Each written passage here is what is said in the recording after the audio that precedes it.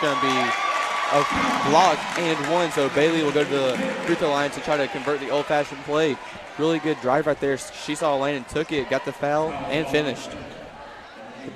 I was awaiting that call right there by the ref. It could have gone either way, but a nice job. He was showing his call this time and lets Anderson convert the and one as she banks in the free throw. Well, I mean, if the bank is open tonight, let's use it. Use it till it's not open. Right there on that blocking call. Looked more of a flop on the Bradley player. She was kind of waiting, and Anderson saw it, so she pulled up. But give it to McCree. She stood in there and tried to take it like a champ. And Cleveland lets Ryan Howard wide open on the perimeter, but she missed again. But Emma Kate Brown gets the offensive board, gets the putback. 3-2 is the score. Cleveland still in the lead, as they need to cherish this moment because they might not see that up on the scoreboard much the rest of the game. And Jackson, not the shot you want again. Driving in a pull-up jumper for Samadiata. She's got to find a better shot for the Raiders. Again, Ryan Howard the miss. So far, not having the best game, but look for that to change probably. You know, shooters, once a shooter gets hot, they don't start missing. Howard is 0 of 3 on the night thus far. You see she's frustrated, but as you said, not the night we expect her to have, and most likely won't. Timeout, Cleveland, as Anderson was caught in a trap. 30-second timeout. And you can see Coach Williams is not happy with his freshman point guard. She dribbled in what we call the dead man's corner, which is right as you get past half court, and then she even picked up her dribble. Again, we call it dead man's corner because when you get there, there is no hope besides calling a timeout. So expect for Cleveland to come out right here, some sort of press offense. Now, so far tonight, haven't done a great job of breaking the press. They've just been able to dribble in and out. So looking forward to see what this game continues for Cleveland, see if they can get some points on the board with an early lead right now of 3-2. And Sophia Smartiatis gets the ball to Emily Cobalt, barely gets it in before the 5-second violation is called. They just avoided that. As we said before, can't have unforced errors, and they just about had one there. Again, right there, that press break was for Emily Cobalt, someone we haven't seen dribble the ball this year, so there's no way that Bradley has watched film on anyone else breaking press besides Bailey. You know, maybe tonight is a night that we incorporate other players into this press break and into this offense besides just Bailey, and tonight for Emma. A nice job by Cleveland to draw a foul there. They're doing well with their foul trouble, not having any fouls thus far. They can keep that going, as it seems to be a nice ingredient to this team thus far. Again, no offense, just Bailey dribbling around. And Sophia needed to hit that three, Jackson. That would have been a big three. Couldn't connect. Howard down the floor, a 1-on-4. She pulls back, a wise decision, but she pulls up for the three. This time, that one's in. 5-3 is the score. Howard, you knew she was going to hit one at one point. And Coach Williams knows it too. Two defenders were not communicating and just let her get open. And again, almost getting a 10-second call, but good press break and Sophia pulls up in transition. The key that we thought would happen, and it did happen. She can't do that because Ryan will make them pay like that. Misses one shot, but she won't miss her second chance. Gets the board and the putback. 2 points for Ryan Howard. She got 4 on the night thus far. That's 5 with a three-pointer and a 2. But again, on that shot right there, she was literally falling down and throws up, and it still goes in. Not sure how. Cleveland just having some nasty passes right now. Not quite the precise passes you want. Flowers tries to go strong, but McCree, what great defense there. But Anderson gets the steal. Crazy turn of events. A steal and then a steal. Anderson with a nice play there. She gets run over by Kaylee McCree. Gets up a strong play right there by the true freshman. Again, as you said, a freshman giving up her body for the benefit of the team. Something you like to see if you're Coach Williams for the future. Into the game for Bradley, number 4, Kamia Howard. She comes in for Sydney Morgan. And Ryan Howard gets a tip on the inbounds pass. don't see it that often, but the Ryan Howard, he will see it often. He got a long wingspan. Again, sort of a missed call right there. It looked like Hallie had a double dribble, but nonetheless doesn't make the call. And a foul is called on Cleveland. And 2 straight offensive boards there, 1 for McCree, 1 for Hughes. Hughes gets the shot to fall and 1. She has a chance to convert that and 1 opportunity here. Let's see what she can do. Again, as you said earlier, Drew, it was 3-2. Hope they take a look at the scoreboard as they won't have the lead again. Right now, you're not wrong. Hughes converts the 3-point opportunity. 10-3 is the score. As just checked in, Madison Dasher gets the ball to another player who just checked in, Caitlin Reed. I really like watching Caitlin play. She, she's that player that it goes all around and makes just good plays in defense, makes things happen on offense. Anderson drives in on Brown. Gets fouled hard by Ryan Howard. Howard helps her up, but they do call a traveling violation. I'm sorry. Yeah, she took 1 too many steps right before she got fouled hard by Ryan, but she did travel first, so good call by the officials right there. And again, good defense, and a travel is called on Ryan's little sister. That was quite the defensive stand by Caitlin Reed. Stood her ground. Excuse me, not Ryan's little sister. That's Kamia Carter. Her cousin, and they do have this quite the same type of game. Strong, can shoot, but can go strong to the basket, as Carter's shot in the corner is good. I wonder, with such a big player as Ryan Howard is, I wonder what it just feels like for Kamia. Having someone that good that's in your family, it's kind of either you look up to them or you say, hey, I'm going to be better than them. Reed with the 3. Rims out. That thing was halfway down, Jackson. Unfortunate bounce there for Caitlin Reed. And Howard with a pull-up shot. She is deadly from anywhere. It's really hard to stop her.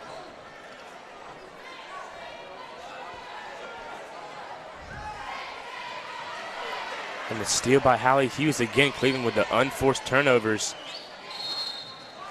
A good call there by the ref. A blocking foul on Caitlin Reed. She jumped up and in midair thought, I'm going to take the charge. Can't do that. Blocking foul. It'll be 2 shots at the line for Kamia Carter. A timeout. Coach Tony Williams, his second use timeout of the game, down now 15-3. Again, after, it's kind of a slow start in the first 4 minutes, Bradley's really heated up in these last 3. It was 3-2 for the longest time, and then Bradley just explodes, as they can do, and they've done all season. They always have little spurts that give them, 15 points, and then they'll slow down for 2-3 minutes, and their opponent will score a couple points, think they're going to get back in it, and then Bradley just another spurt of 15 points, and just crush whatever dreams each team has. And it looks like they're just doing that again tonight. And it's another quick timeout by Cleveland. It was a 30-second timeout, so Carter will have 2 shots at the line. See if she can get this lead up to 14 points.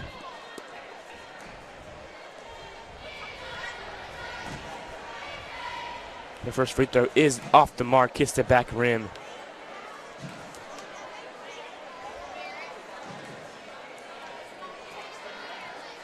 And Carter's second is rims up and rims in. She got the roll there. 16-3 now is the score with just over a minute left in the first quarter. Again, a lot of contact down there, but no calls being made. As Anderson somehow gets away from it. Reed with a 3. No good. She's of 2 from 3 on the night. Howard quickly up the court. Somehow gets that shot to fall. Had some front spin on that shot. Gets it to roll up the rim and in. When you're feeling it, you're feeling it, I guess. Ain't that the truth? I wish I had a game like that at some point in my career. Sure. A bad pass by Dasher there. Steal by Hughes. Hughes takes it herself. In for 2. 20-3 is the score. Bradley finding points at a surplus now. Not a bad first quarter for the Lady Raiders, though. They've scored 3 points. And Cleveland doing the exact same thing every time, just dribbling right into the trap the Barretts want them to do. You got to find some way to dribble, to get out of that trap, or to just not dribble right into it. They're doing exactly what the Barretts had planned, and when they're 20-0, you can't give them free steals like that, like they just did. You're right. And the only way to break a press is to pass it, skip passes, pass where they're not, obviously. And again, another steal by Bradley. And Ryan misses that one, but gets her own rebound and up and in.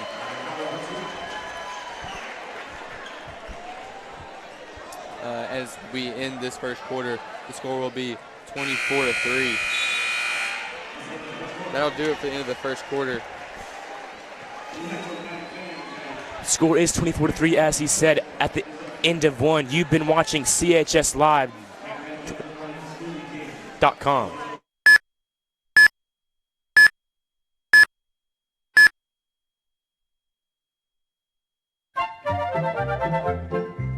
Life happens. Whether it's car trouble, medical bills, or other expenses, Checking to Cash has a new flexible loan solution. Introducing the Flex Loan. The Flex Loan is an open line of credit. You control how much you borrow with flexible payment options. If you need a payday advance, we offer those too, because true flexibility is the ability to choose. For life's little emergencies, we're your one-stop money shop. How good is the Yamaha FZ09 and new FZ07?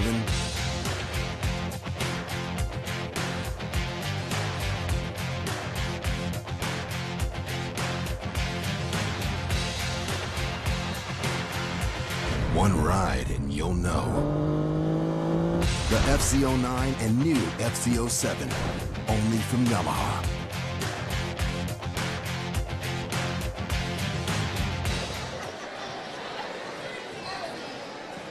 It's that connection lock. Oh, jeez.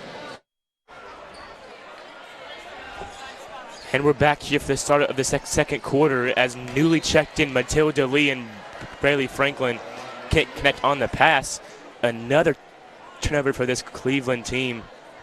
And as we said, you might as well call it a night when you have over 10 turnovers in the first quarter. You're right, Drew. You know, if you want to have any chance of winning any type of game, you cannot have 10 turnovers in a game, let alone in the first quarter. So if they really want to get back in this game, they really need to limit their turnovers, take good shots, and need to stop just dribbling right into a trap. What a pass from Howard to Hughes. Hughes' shot is no good. But Cleveland finally gets the rebound. And Franklin will get it up the court as Bradley not deciding to press anymore. Looks like they thought 21 points is probably enough. Maybe. And Sophia not caught for the moving screen there, but she very well could have been.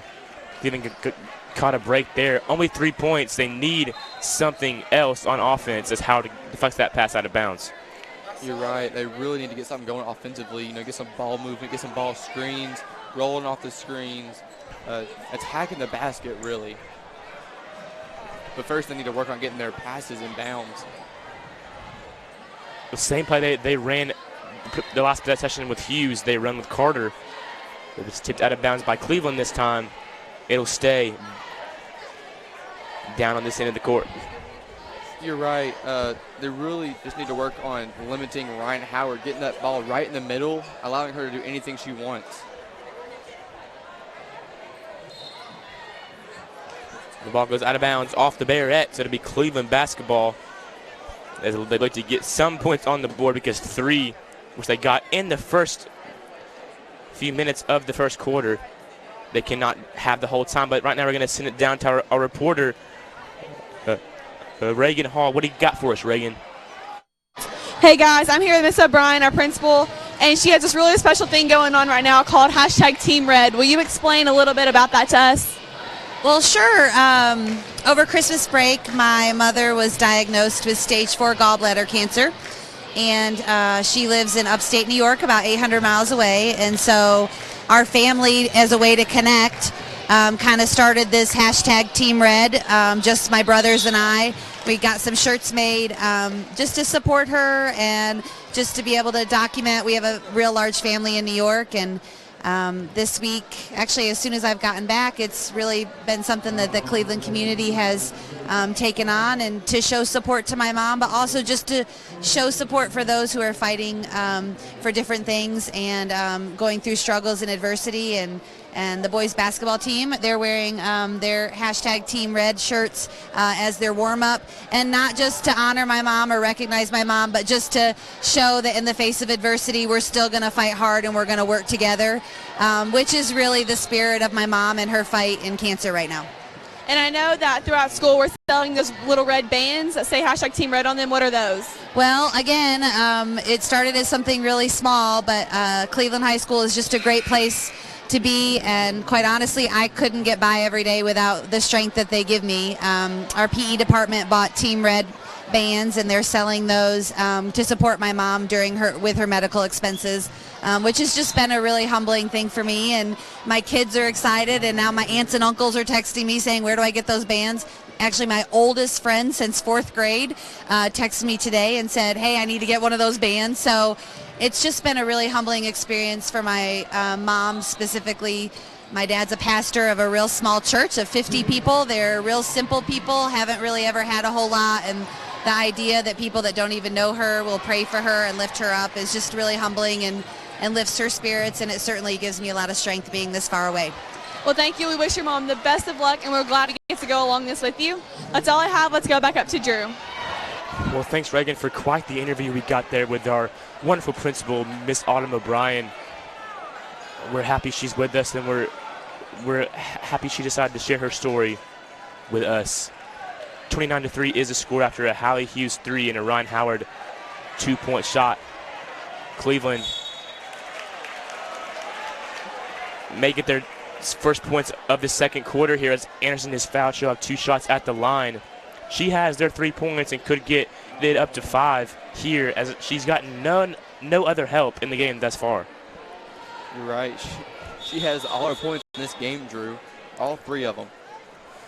So looking to try to make it 5-29 and try to cut this lead down bit by bit.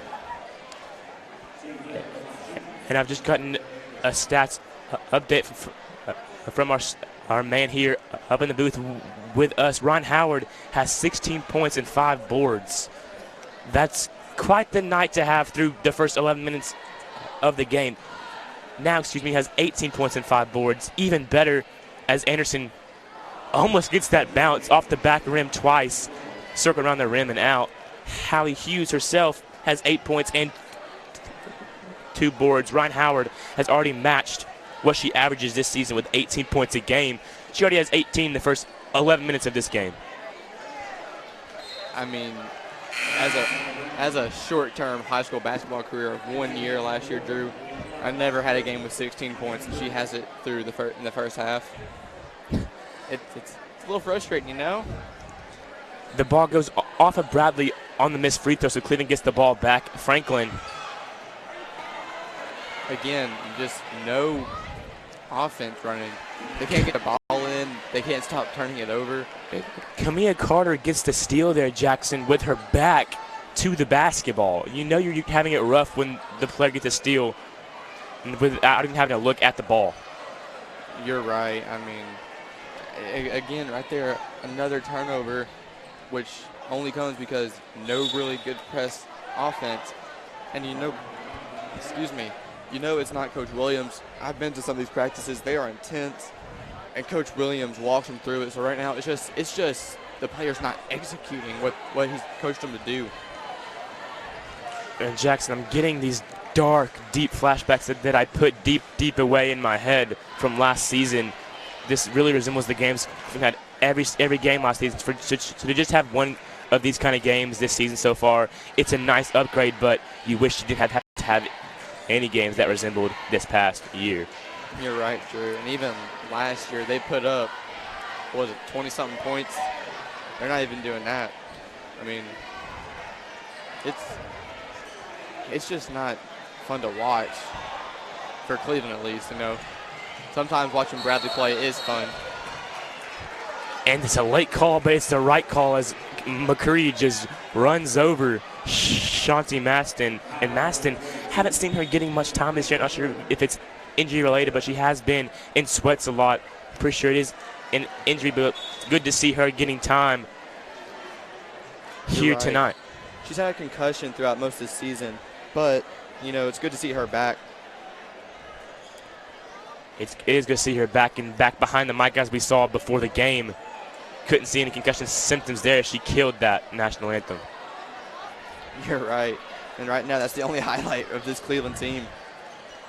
And you're not lying there as Coball blocked off by McCree, who's had herself quite the game in the post, as have all the Barrett's defenders, allowing nothing thus far. A moving screen is called on Madison Rue. Again, the right call. Cleveland having to set a ton of screens on that possession there to get any opening in the Barrett's defense, and that time the illegal screen was called. I mean, they were going to let it slide if they were going to, get a play going, but again, just no offense being generated from any of these screens. They're going to call that from now on, it looks like. Howard up the court, slows it down, gets it to Hallie Hughes to run the play. And the Barretts having such confidence in their passes thus far. Across the court they may be, but they're definitely confident. Hughes gets the board over 2 Cleveland players, but misses a shot off a block by Rook. Carter gets the rebound. And a Bradley turnover there. And you don't see that too often, Jackson. Rare words kind of sounds like a word we shouldn't use. Is Bradley and turnover in the same sentence? But Anna Lombard gets the turnover there. And Howard with the pull-up jumper on the baseline. She's going to make that every single time, Jackson. That's her game. Cleveland breaks the press as Bradley looks a little gassed, but as soon as I say that, Hughes gets the steal.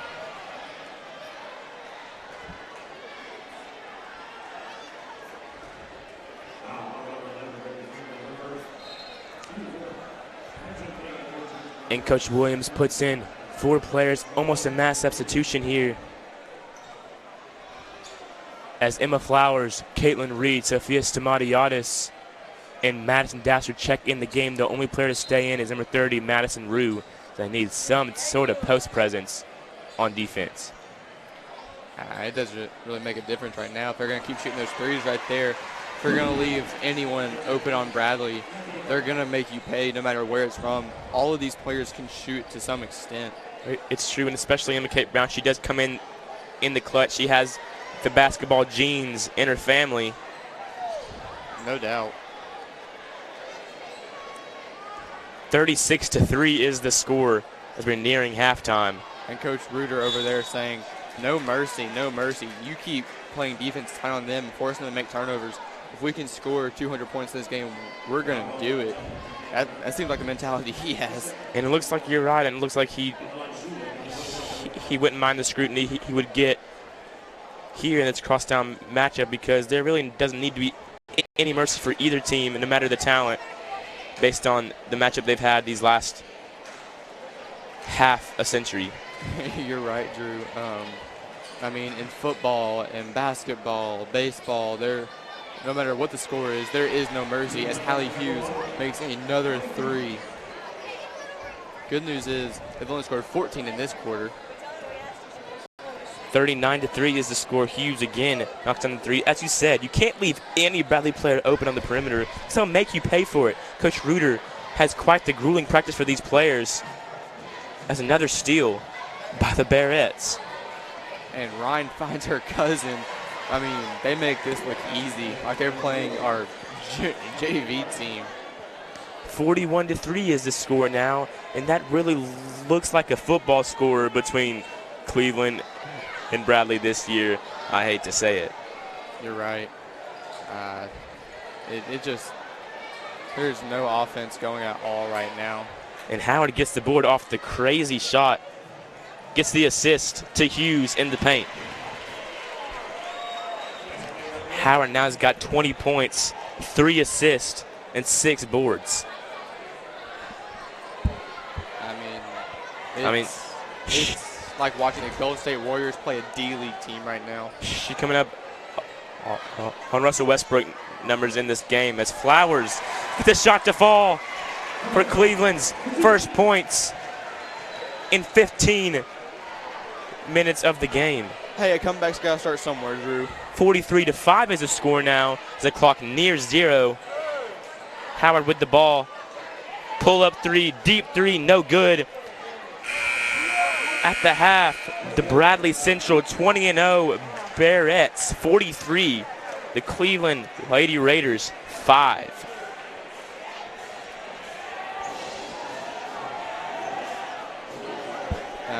Right now, if you're the Lady Raiders, I don't know what can be said to help you.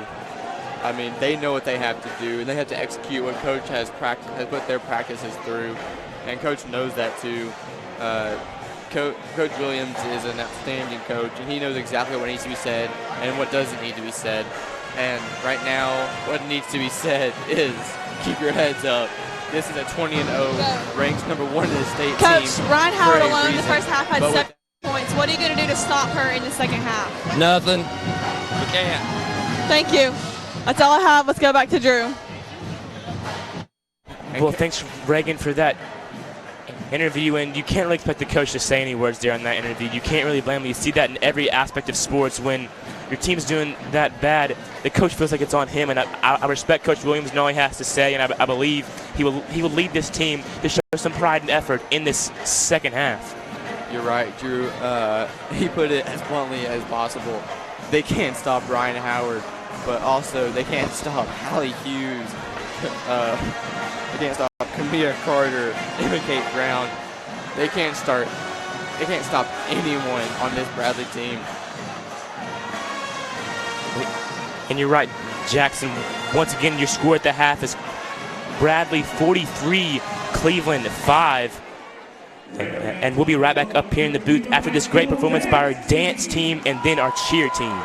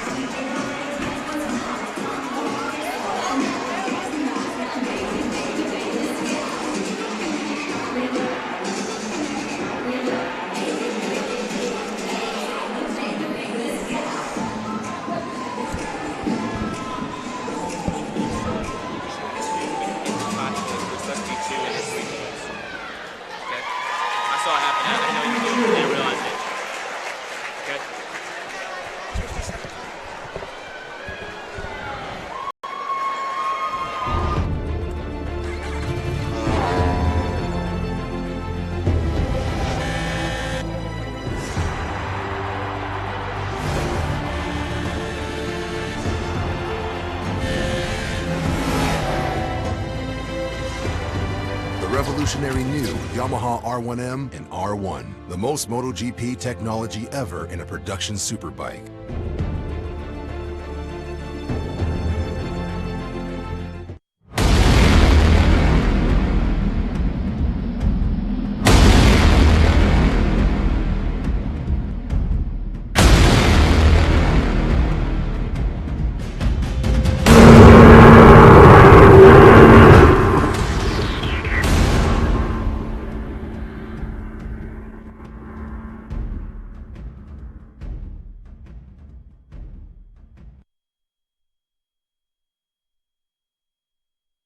The Greek philosopher Aristotle said, you are what you repeatedly do.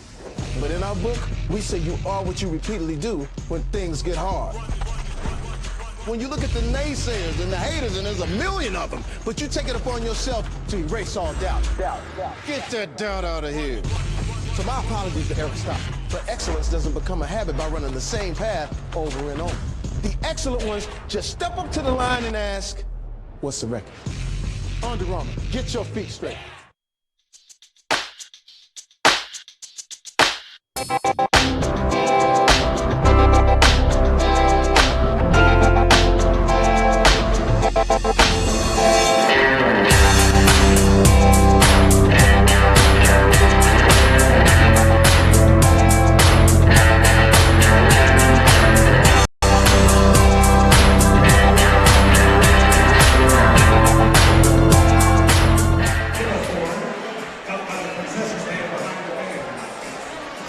And we're back here at the Raider Arena with the score of Bradley 43 to Cleveland 5. We got some stats here from the first half.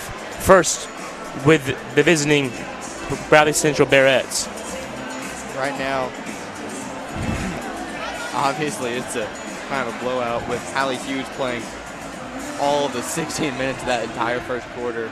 And she has 4 steals, 1 assist. She has 13 points right now, with Ryan Howard having 17, Emma Kate Brown falling about 5, and Camilla Carter with 8 points. I mean, I don't know what else you can say about that, but they have 15 steals as a team in that first half.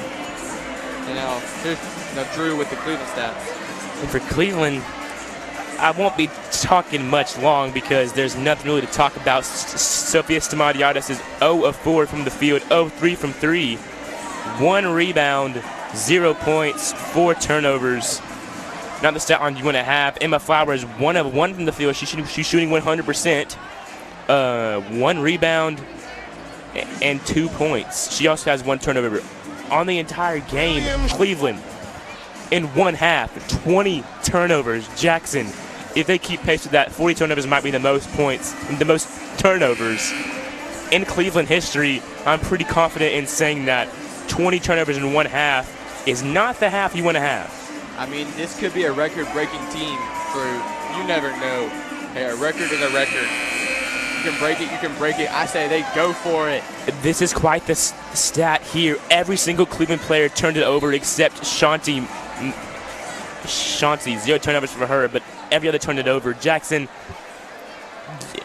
I could say that turnovers are pretty balanced out between the players, and that's not what you want to hear. No, when something's, leveled out, you would hope it's points, rebounds, assists, not turnovers, Drew, as we start this second half. And in the past game versus Bradley, Cleveland had 25 turnovers there, but that was in the whole game. Almost had the same amount of turnovers they had in that game in one half as McCree hits her shot in the post within the first few seconds of the second half. And again, this press offense hasn't changed in the second half. About to get a 10-second call if they're not careful. They do break it, however. But hey, they make a pass across court, and it's not a turnover. They do get it in 9.5 seconds there. Very close, but they do get it over. See if they can convert it into points. Down 40. The comeback would be fun right here. You never know what could happen. Had to have one be the greatest comeback ever seen, but it could happen. Cobalt drives in, shot up and good. Hey, a comeback has to start somewhere. Why not start now? And I like the attack there, Jackson, by Colbaugh. Wasn't afraid of the Bradley defenders and just put the shot up. She was confident in herself, and the shot went in. You're right, Drew. No fear in her right now. She just went in, took the contact, and finished. No call, but still got the points.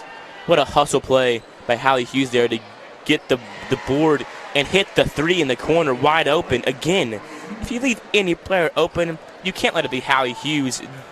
She's committed to in-town college, Lee University, with a great girls program there. You know she has to be talented, but a blocking foul is called on Sydney Morgan. That's her third foul on the night. That's the only thing that I think Bradley is leading in is fouls. Or is not leading in, excuse me. As you're right, as the fouls are now 8 for Bradley and 4 for Cleveland in the entire game. A turnaround baseline jumper for Stamatiadis to no one's surprise does not go in, but Flowers gets the board, gets fouled. Flowers isn't the best free throw shooter thus far this season, but she needs to hit these just to get some points on the board and make this game look a little bit closer. You're right, Drew, no doubt. Points is always a good thing, especially in these types of games. When points are at a minimum for you, just get as many as you can. And 2 players in for the Bearettes, freshman Anna Walker sees her first time, and that's when you know it's a blowout, when the freshman gets her first time just into the second half. You're right, Drew. 48-8. Looks like 40 is the mark that Coach Reuter is looking for to get his youngsters in there. Give this older bunch a break. Well, he's not doing that all the way yet, as he's still keeping Ryan Howard and Hallie Hughes in there, looking to pour some salt on the wound, up 40 points. Yeah, right now that's not necessarily the classiest thing to do. As Hughes, right on cue, drives in and hits the shot in the post. I mean, you're up by 42 now. You think you'd call off the Hounds, even though this is a rivalry. These are still teenage girls. I mean, they're just as fragile as teenage boys. I mean, at this point, just it looks really unclassy, honestly. And right on cue, Howard hits the three. To no one's surprise, she's eating up this Cleveland defense. She now has 20 points on the night. Excuse me for the mispronunciation of the stat in the first half. Anderson's got to get across half court. She just does. Cleveland really taking risk getting across half court. Rue turns it over again. Howard up the court to Hughes. Hughes drives in to Carter, and it's good.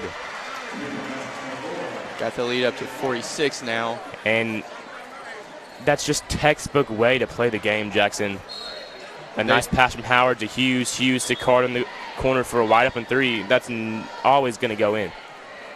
They do a great job on that Bradley team of getting the ball movement and putting it, driving in, making your defense collapse, and kicking it out for a wide open three, which is, as we've said tonight, everyone on that Bradley team can shoot. Into the game for her first action, sophomore Kaylee Hughes, Hallie Hughes' little sister. The Hughes sisters' first chance playing on the same court tonight.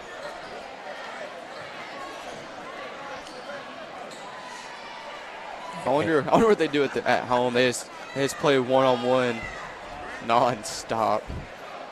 I know they work hard, Jackson. You can see it in how they play. Hughes is only a sophomore, so she'll have 2 more years of some varsity minutes. Dasher's three, no good. Gets her own rebound, loses it, and Carter comes away with it. And cousin to cousin is good.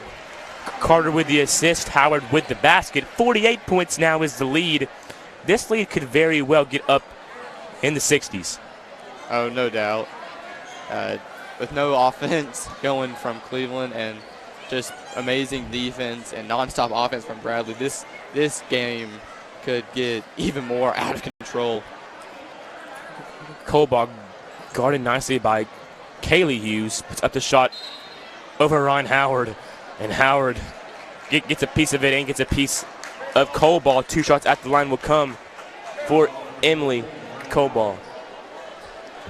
See if she can knock down these free throws. Usually, a pretty good free throw shooter, but tonight nothing has really gone Cleveland's way, so you never know.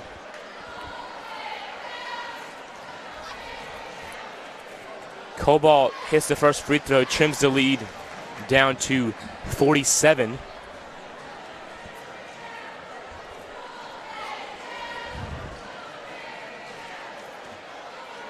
And she hits them both. She stays consistent at that free throw line. 46-point lead. In comes Caitlin Reed and Braylee Franklin. Out goes Madison Rue and Bailey Anderson. Yeah, you're right, Drew. See if we can get some type of offense going just to keep these girls. There are games after this, and they need to be able to forget this game.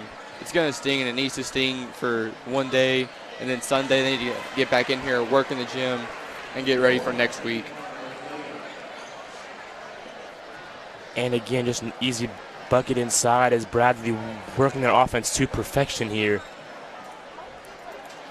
Cleveland wants to find a way, as you said, just to get confidence for the rest of the season. Get their shot going. Get something going for them as this game comes closer to an end. There's 2 minutes and 50 seconds left in the third quarter, so we have a whole nother quarter of basketball after this. Dasher to Flowers. Flowers shot, no good.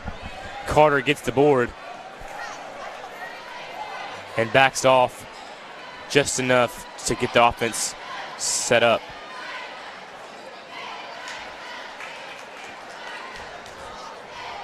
And Jackson, as Carter missed that 3-point shot, you see some sort of fatigue setting in for Bradley.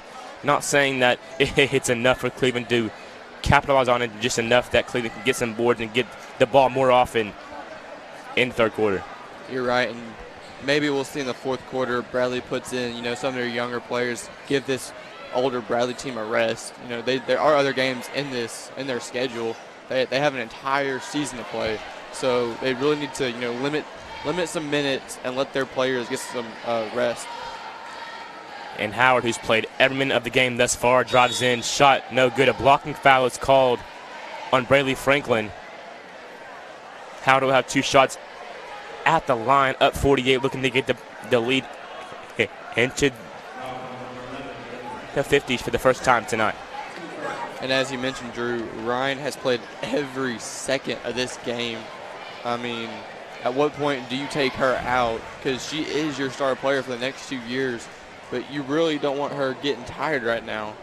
I mean, when I say tired right now, I mean in the season. I mean, not just in this game, because obviously this game is pretty much over. And there's still another quarter to be played, but there's the rest of the season, the state tournament. There's, district, region, state, sub-state, all the fun stuff that, really look forward to doing as a team. And you really don't want them just burning out before the season's even over. Anna Walker gets the steal up to Hughes. Hughes spot out of bounds for her first turnover of the game. And Coach Reuter is letting that official hear it. He really did not agree with that call, but the cards fall where they may, and the ball is with Cleveland. Braylee Franklin gets the ball up court, looking for some offense again. Hughes playing nice defense there on Coball. Pokes the ball out of bounds. It'll stay with Cleveland. E.K. Brown checks back in the game for Hallie Hughes. Hughes, if I'm correct, gets her first rest of the ball game with 1 minute and 7 left in the third quarter. You're right, Drew. And Coach Williams looks like he's going to take a timeout just to talk to his players. You're right, Jackson. It will be a full timeout. 61-12 is the score with the Bearettes still in the lead. Right now, I think everyone is just looking forward to the boys' game, but there still is another quarter of basketball to be played in this girls' game. And since it is a full timeout, we will take a short commercial break. You've been watching CHSLive.com.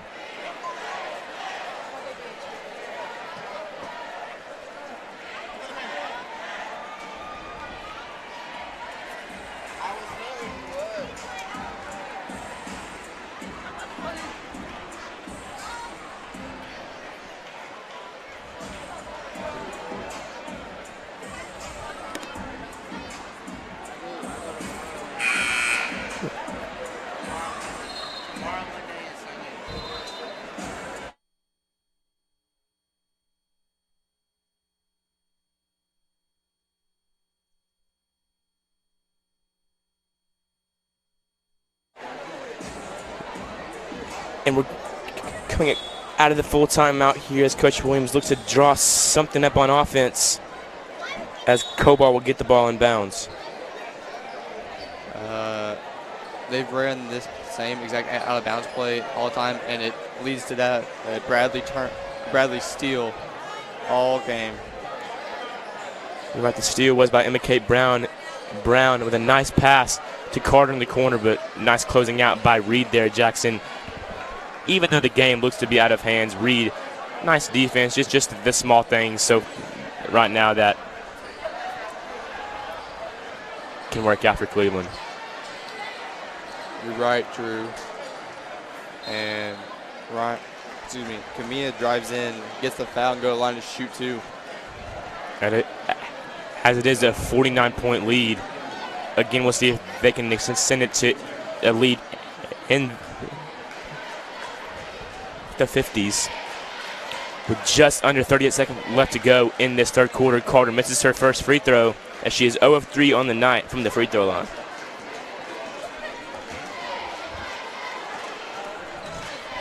At least that's something we can lead in is free throw percentage in this game. She missed her second, but Brown steps out of bounds, trying to save that ball to be Cleveland possession as they might hold this ball till the end of the third to get the last shot. But a bad pass by Franklin, a turnover there. It's Franklin's 6th turnover of the game. With 27 seconds left in this game, Bradley gets the ball back. Howard will get the ball in bounds as, again, she's played all 24 minutes of the game thus far. Let's see if Coach Reuter will keep her in for the fourth quarter as well. I mean, again, I emphasize the point. She needs to rest. She may be the best in the Southeast, but she's also human. She really just needs to rest her legs so she can continue to just pound teams this season as she's done here tonight. She is human, but she's playing inhumane here tonight, Jackson. She's really destroying this Cleveland defense as, again, a three by Howard. No good. Walker gets the board. Time running out. The clock will hit all zeros. Bradley 61, Cleveland 12 at the end of 3. You're right. With this game obviously out of hand, there's really nothing these girls can do but try to have fun this last quarter. Talking about Cleveland, I'm sorry. They need to just really just kind of have some fun with it, work on some things, get some kinks worked out, and it looks like Bradley will sub in at least one freshman. Cambry Maya will get her first minutes of the game. The freshman point guard for JV. She'll get her first minute, so it looks like he's going to start putting in his freshman and sophomore players to give this Cleveland team a rest from the ever-talented Ryan Howard. Jackson, thus far this season, Bradley has 257 steals on the year in total, averaging per game.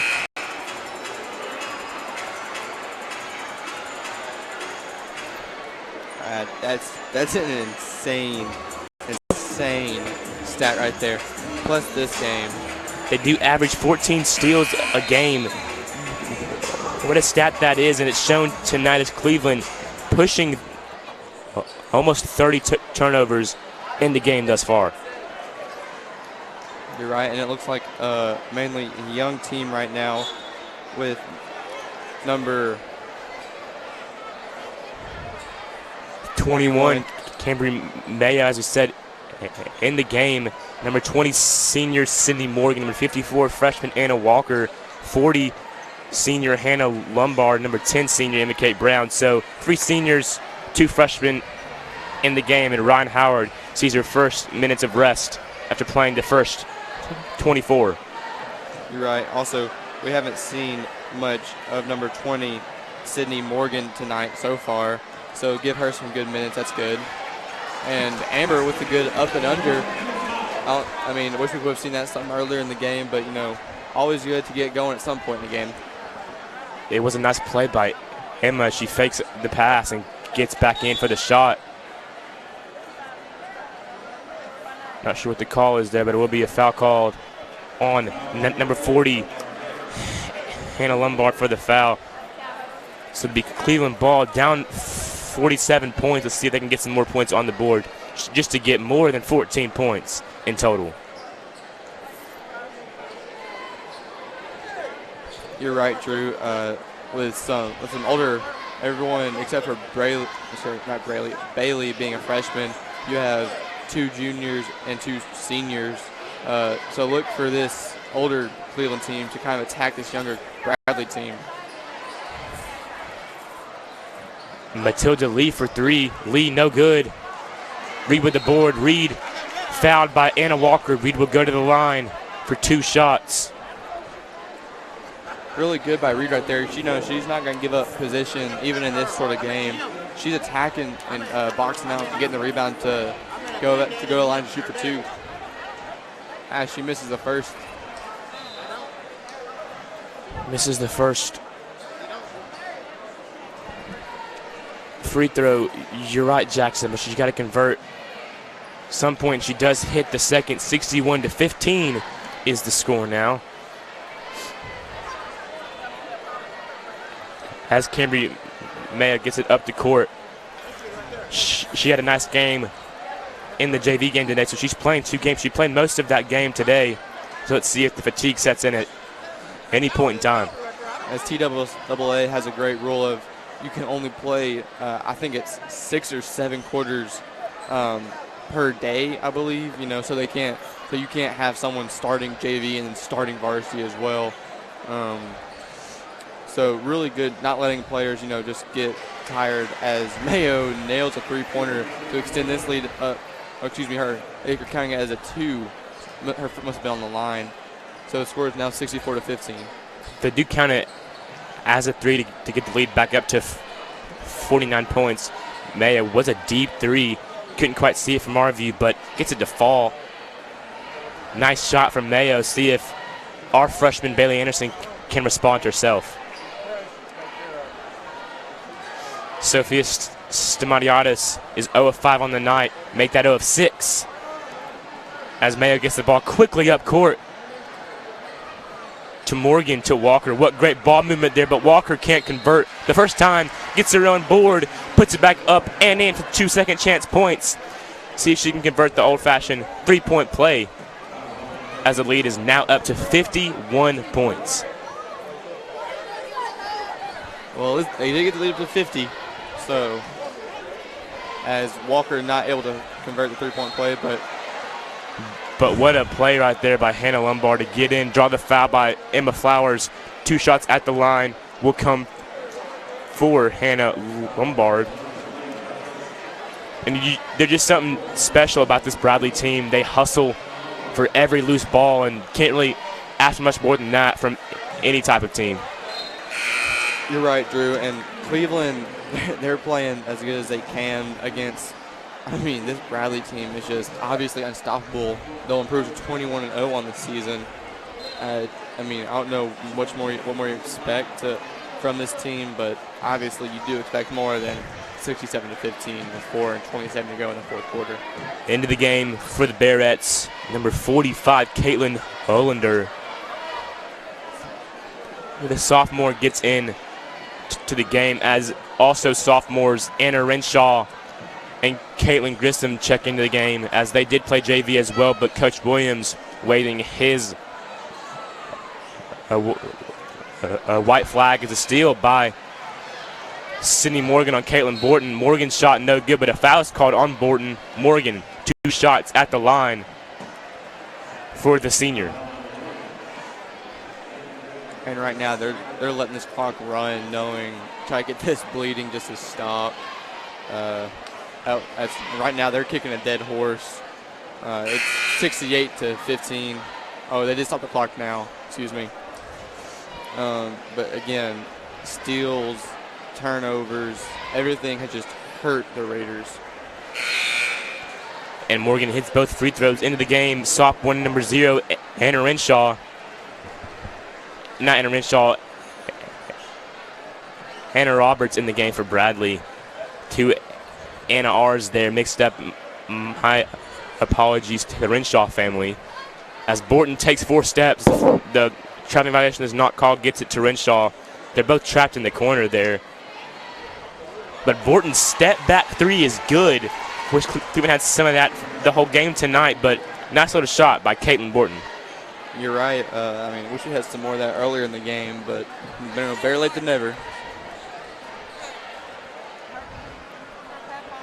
Hannah Lombard finds Cambry Mayo, as at this point, just looking to get the Young Bucks some time. Up 51 points.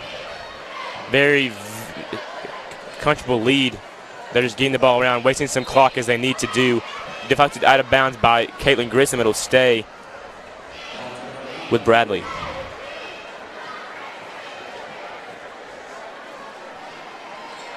And it looks like Jackson, the clock did stop on that free throw because that's the rule to stop on free throws. The rule, the clock will stop for free throws, timeouts, or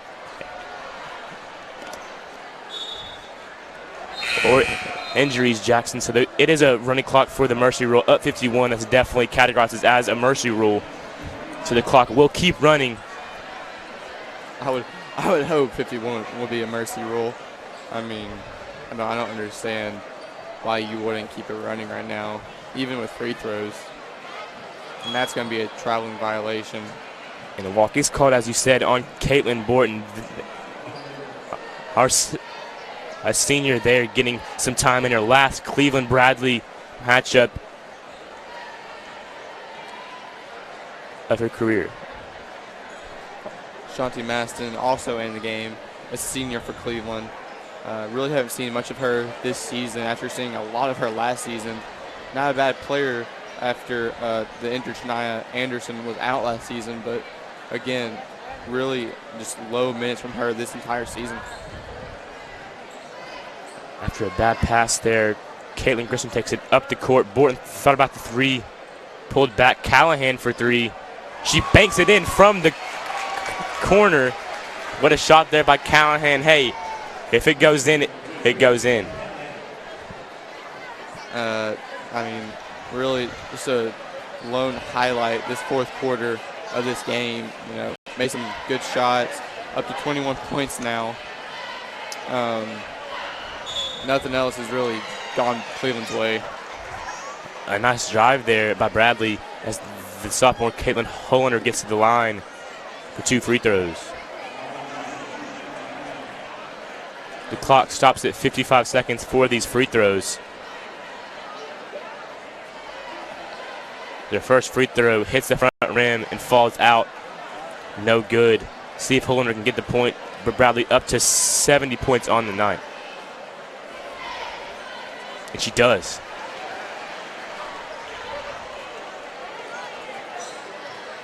As the clock ticks down under a minute, let's see if Cleveland can get some more points on the board just to get some points back from the 49-point deficit they have at the moment. Grissom gets her pass stolen by Anna Roberts. Roberts up the court. The lead is back up to 51 points. And a timeout for a substitution for Coach Reuter.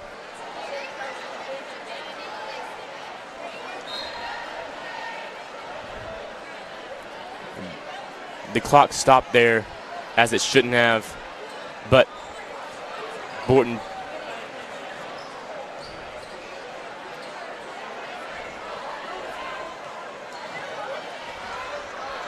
okay, and the shot by Maston, no good. Pass to Grissom through her hands. The clock ticking down under 10 seconds.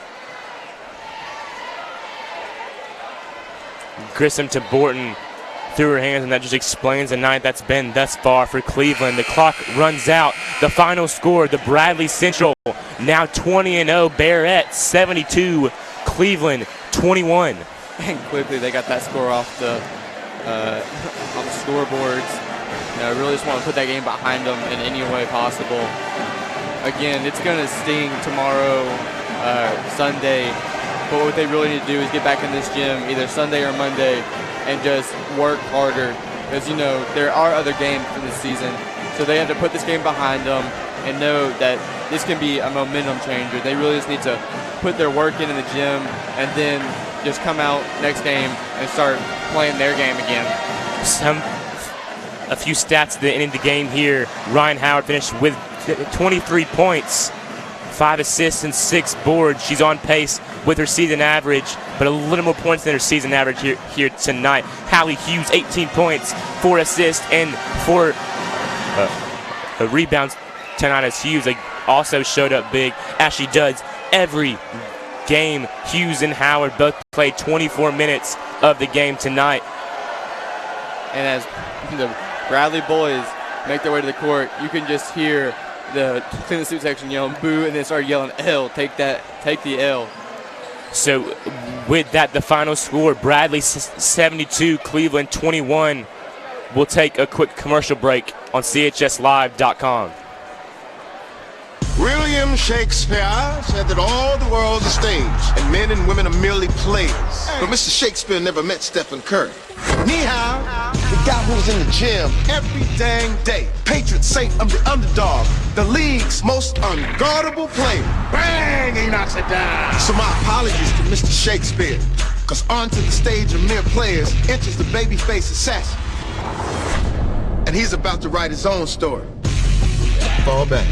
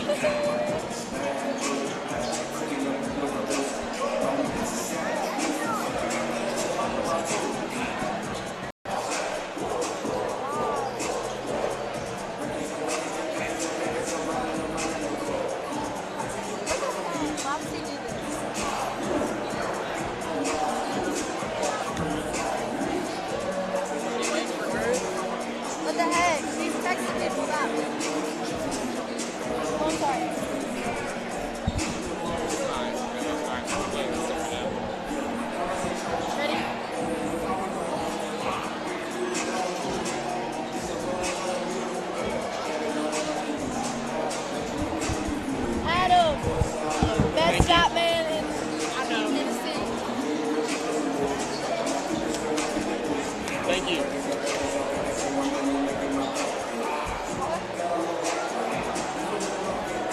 I still want to take a selfie with you. Eli, no, I'm just playing. I would never.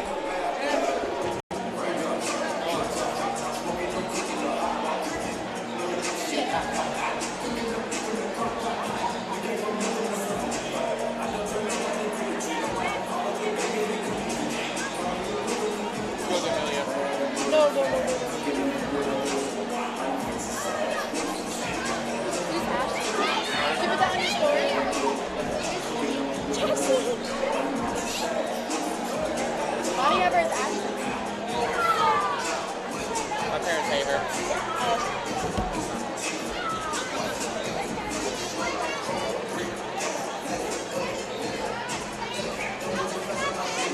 Do you know his password? Do you know his password? Oh! Do it, do it.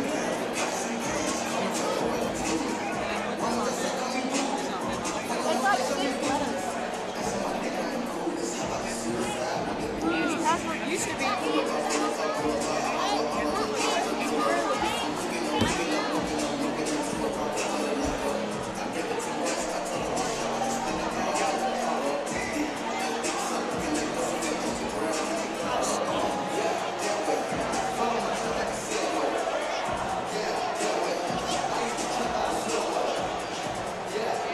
I don't want to get down trouble.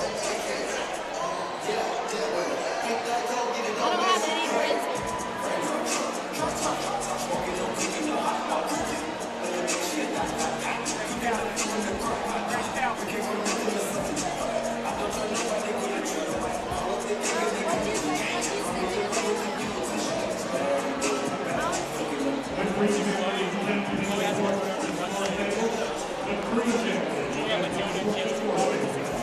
I don't have 6 points. Why? No, I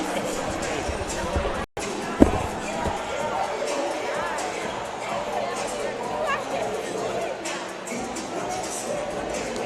Let me see where you said return. This program brought to you by Shane's Rib Shack, Hibachi Express, Checking the Cash, First Physicians, and Fuji.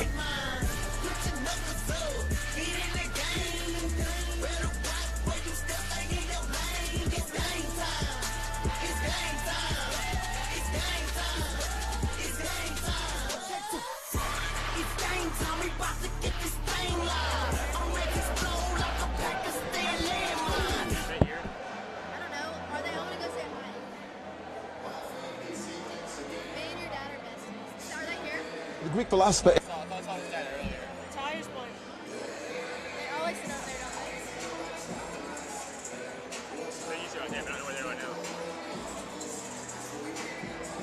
Bald head, but I don't see them.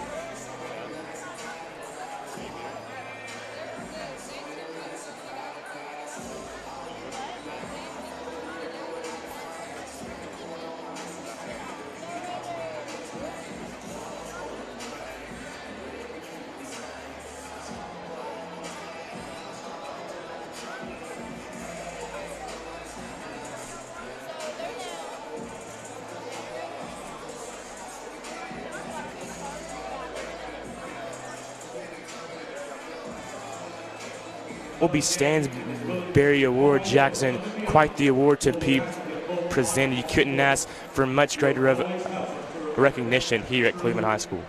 You're right, Drew. And for those of you that don't understand what the Colby Stansbury Harvard Champion Award is while Colby was a senior here at Cleveland, I believe it was the season of 2004, he passed away sadly in a fatal car crash. But everything he left on the court and off the court, he left a legacy, obviously, and that's what you want to do as a player and as a person in this in your lifetime. James McCree has his family out there on the court with him as the PA announcer Ben Garcia announces as the picture getting ready to be taken. You have to believe that James McCree, in his first year not being a Blue Raider, is pretty excited for this matchup tonight, pretty honored to receive that award. You're right, Drew, and just to see all the alumni that have come back just to watch the Bradley and Cleveland game, you know that this game always means something later on down the road, even after you've graduated. And a lot of people come out not only to the basketball games but to baseball and football games as well, and especially the wrestling match from last week, in which Cleveland won in the very last match they had. But again, you just see all the support from the community. I mean, there are very few open spots in this arena.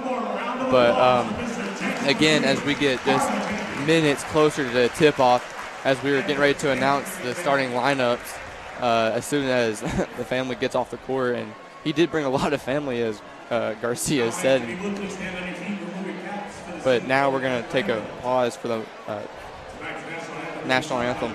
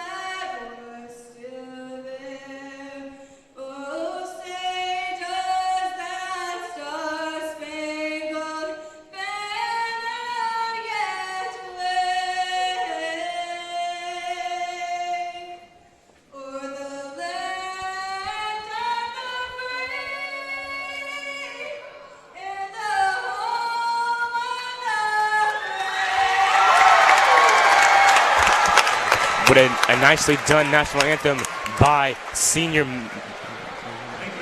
Hattie Hicks in her last Bradley-Cleveland game. A nice way to go out. Now for the starting lineups for Bradley Central Bears. Number 4, Trevor Cartwright. Number 10, Cole Copeland.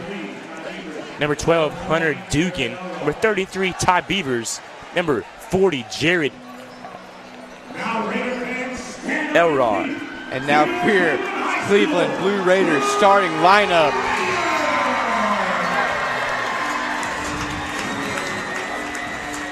I mean, I don't know if it's just me, but I get chills just listening to it. Junior, number 22, Deontay Davis. Starting at forward, the sophomore, number 15, Deontay Ware. At forward, number 15, Deontay Ware. Starting at guard, junior, number 1, Romeo Weichel. At guard, number 1, Romeo Weichel. Weichel is quite the player, very smart and athletic. Also at guard, number 4, Malik Bradford. And of course, you cannot ever forget the ever-explosive number 5, K.K. Curry. Curry, expecting him to have quite the game tonight, as he does every night, averaging 21 points and 11 rebounds this season. What an atmosphere we have here tonight. Jackson, Cleveland, showing out in that student section, filling up that entire side of the bleachers for the first time all season. This is it. This is the game of the year. Even the Walker Valley home game earlier in the season was not as hype as this is right now. And for the tip-off, you have KK Curry versus Trevor Cartwright. Quite the mismatch there. I wonder who's going to win this tip. It's like Cartwright's not even going to try. Ball goes off Ty Beavers, and Bradford lets it go, but they do call it Bradley basketball, as Bradford thought he was off Beavers, as did I. It looks like Bradley will get the ball first right here. See if Cleveland can get a steal off the inbounds. Copeland finds Jared Elrod, who need to come up big, as he's a young player for this team, playing with quite the polished player in Cole Copeland. You're right, and look for really Bradley just to try to get Cole going early in this game. It looks like tonight he'll have to carry them most of the way. A nice D by number 1, the junior Romeo Weichel on Cole Copeland, not letting him have the ball at all times. And the pass by Cartwright, stolen by Curry. Curry up the court. He's blocked, but he is fouled. 2 shots at the line for KK Curry. Curry, Jackson, as we've seen so far this year, he's got to hit his free throws in these clutch games. He hits them against McMinn County and Sequatchie County, but he can't hit him against Bradley or Walker Valley. Let's see if he can change that here tonight. You're right. I don't know if it's just, getting too amped for the game and not being able to settle down, but he needs to do something to figure it out. And he does miss that first free throw on cue. I don't know what it is about these games, but for whatever reason, the rim just seems close to him on the free throw line. And he can't hit either one of those free throws. 0 of 2 so far from the free throw line is KK Curry. And just inches away from his steal right there is Deontay Ware. A nice play from Cleveland there on defense. Couldn't quite get the steal, but got it deflected out of bounds. And didn't let up a Bradley fast break. Good job by Bradley there breaking that press. A miss by Jared Elrod there. Rebound for Curry. Kicked around a few times, but Weichel regains it. Davis for 3. No good. It'll be Bradley basketball. Davis thought he was fouled. Fell down, but no call. As it is still 0-0. A minute and 5 seconds only into this game, as it feels like it's been forever. You're right, Drew. And it looked like Deontay Davis kind of wanted a foul call right there, but doesn't get the call. Nice trap on Beavers. Ware gets the steal. Ware trips, though. Gets it to Deontay Davis. Bradford up the court.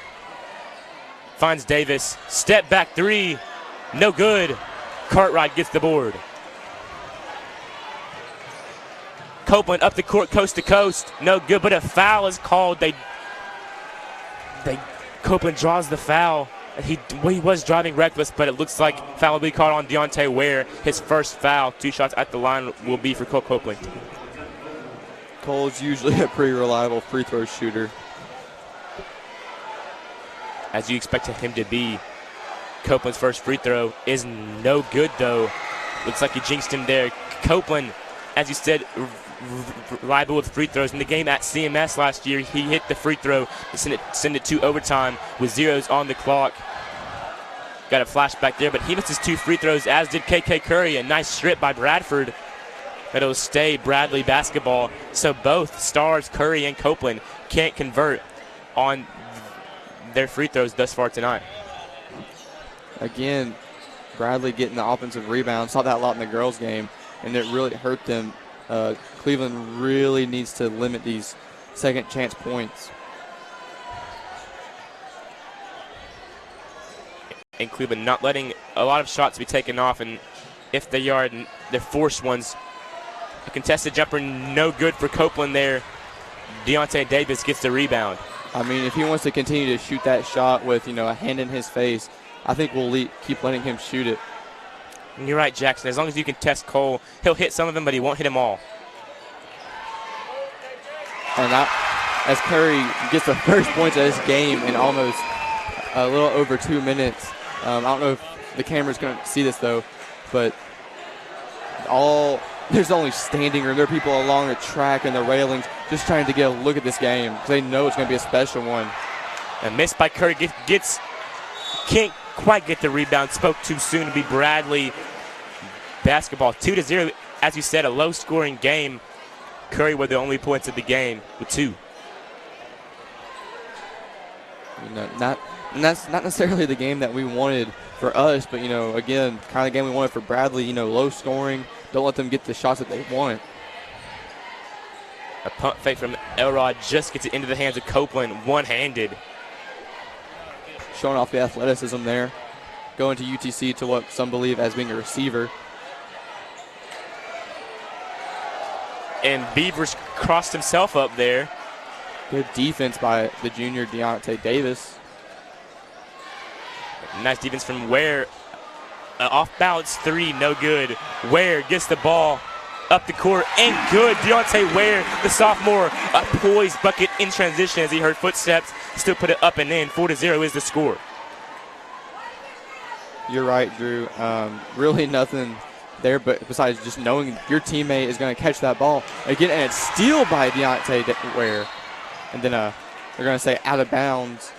Don't go back to Bradley, but nonetheless, great play on both ends of the court by Deontay Ware. And Deontay thought it was the Cleveland ball that time. We're trying to pull a fast one there. He's quite the comedian, not only on the court but off the court. A nice little comedic event right there by Deontay Ware. You're right, Drew. But again, great defense by Cleveland right now, just walling up Cole, not allowing him. He does muscle the ball in there on the second try, though. Again, second chance points are going to kill this Cleveland team. Oh, they're going to wave it off on a charge. Wave off that bucket. Slam dunk by Curry on a charge. Look, I didn't see his feet, but I guess they were planted, so a charge is called. The ball will go over to Bradley. It looks like Cole Copeland's going to be playing the point the whole game tonight. To no surprise.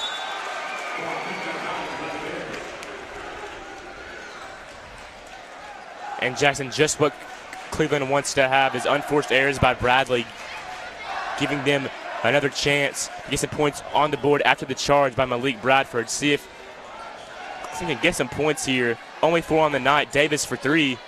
No good. Bradford gets the board. Finds Weichel. Weichel shot. No good. Curry can't quite get the rebound, though. But Ware does get the rebound and goes back up to get the lead up to 6-2 now in favor of Cleveland. A nice play by Deontay Ware there to get a rebound and get the strong points in the paint. A pull-up jumper by Hunter Dugan rims out. Again, I mean, we're giving them that shot as Malik gets the bucket with the foul goal line to try to convert the old-fashioned three-point play. Really, I mean, that's textbook driving in, taking the contact, and finishing through the contact as senior Craig Ware will come in for junior Deontay Davis. And it looks like Norris Berry will be coming in for Malik Bradford after this shot if he makes it. You're right, Jackson.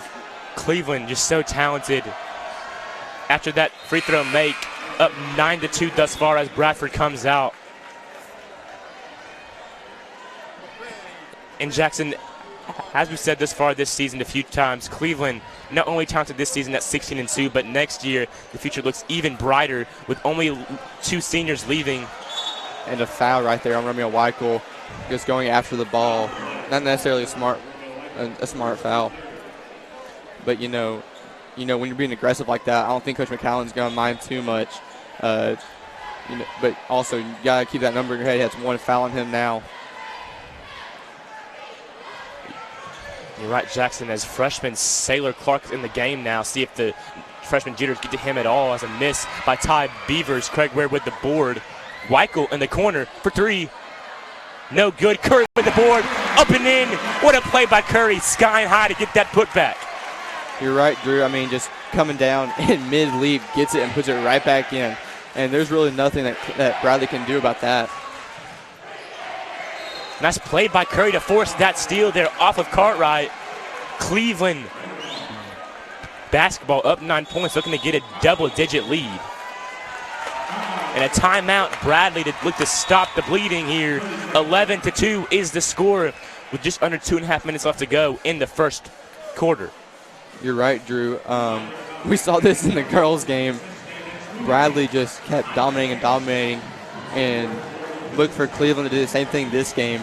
You know, with the crosstown rivalry, they're not going to stop they're not going to take their foot off the gas. Fourth quarter, they'll still attack. And you're right, Jackson, especially with that 4 overtime game in the past. You know, you don't want to have that happen again. So keep that lead. Don't back off, because when you have Copeland on your team, you can really come back at any time. He can spark a comeback just like that. You're right, Drew. I mean, you can never be too careful with the Bradley team. When I say they're going to keep their foot on the gas, they are going to do it because for that reason and just because it's a rivalry. As you can hear the student section really get into it now. There's going to be a traveling violation on Deontay Ware. Took one too many steps.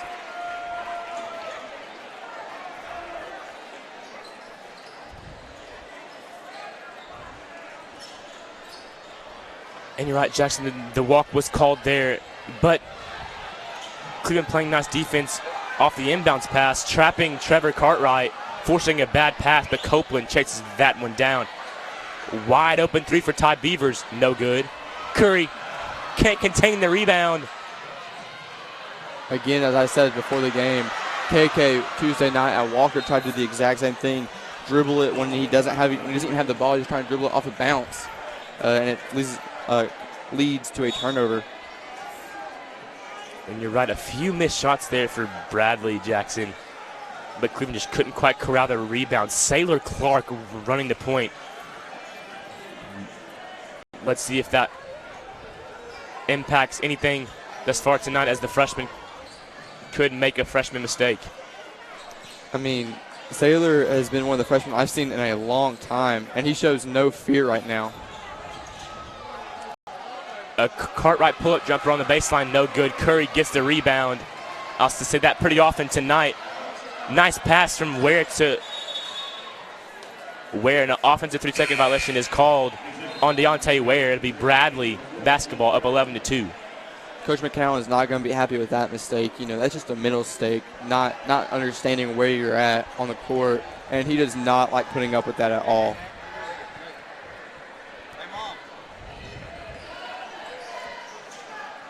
And Trevor Cartwright gets the ball up court.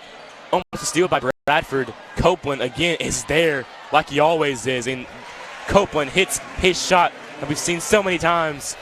Makes the score 11-4. Make it 14-4 on a Craig Ware three-point jumper in transition. A 10-point lead for the Blue Raiders. I really like seeing that from the senior, really just leading this team. The senior playing nice defense there on Trevor Cartwright, forcing a pass out. Beavers for his 4th three of the game. You knew it would fall sometime. Now 1 of 4 on the night. I know they make that three right there, but they missed Sailor Clark wide open in the post.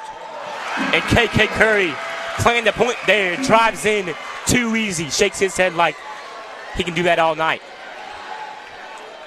As the clock runs down, under seconds.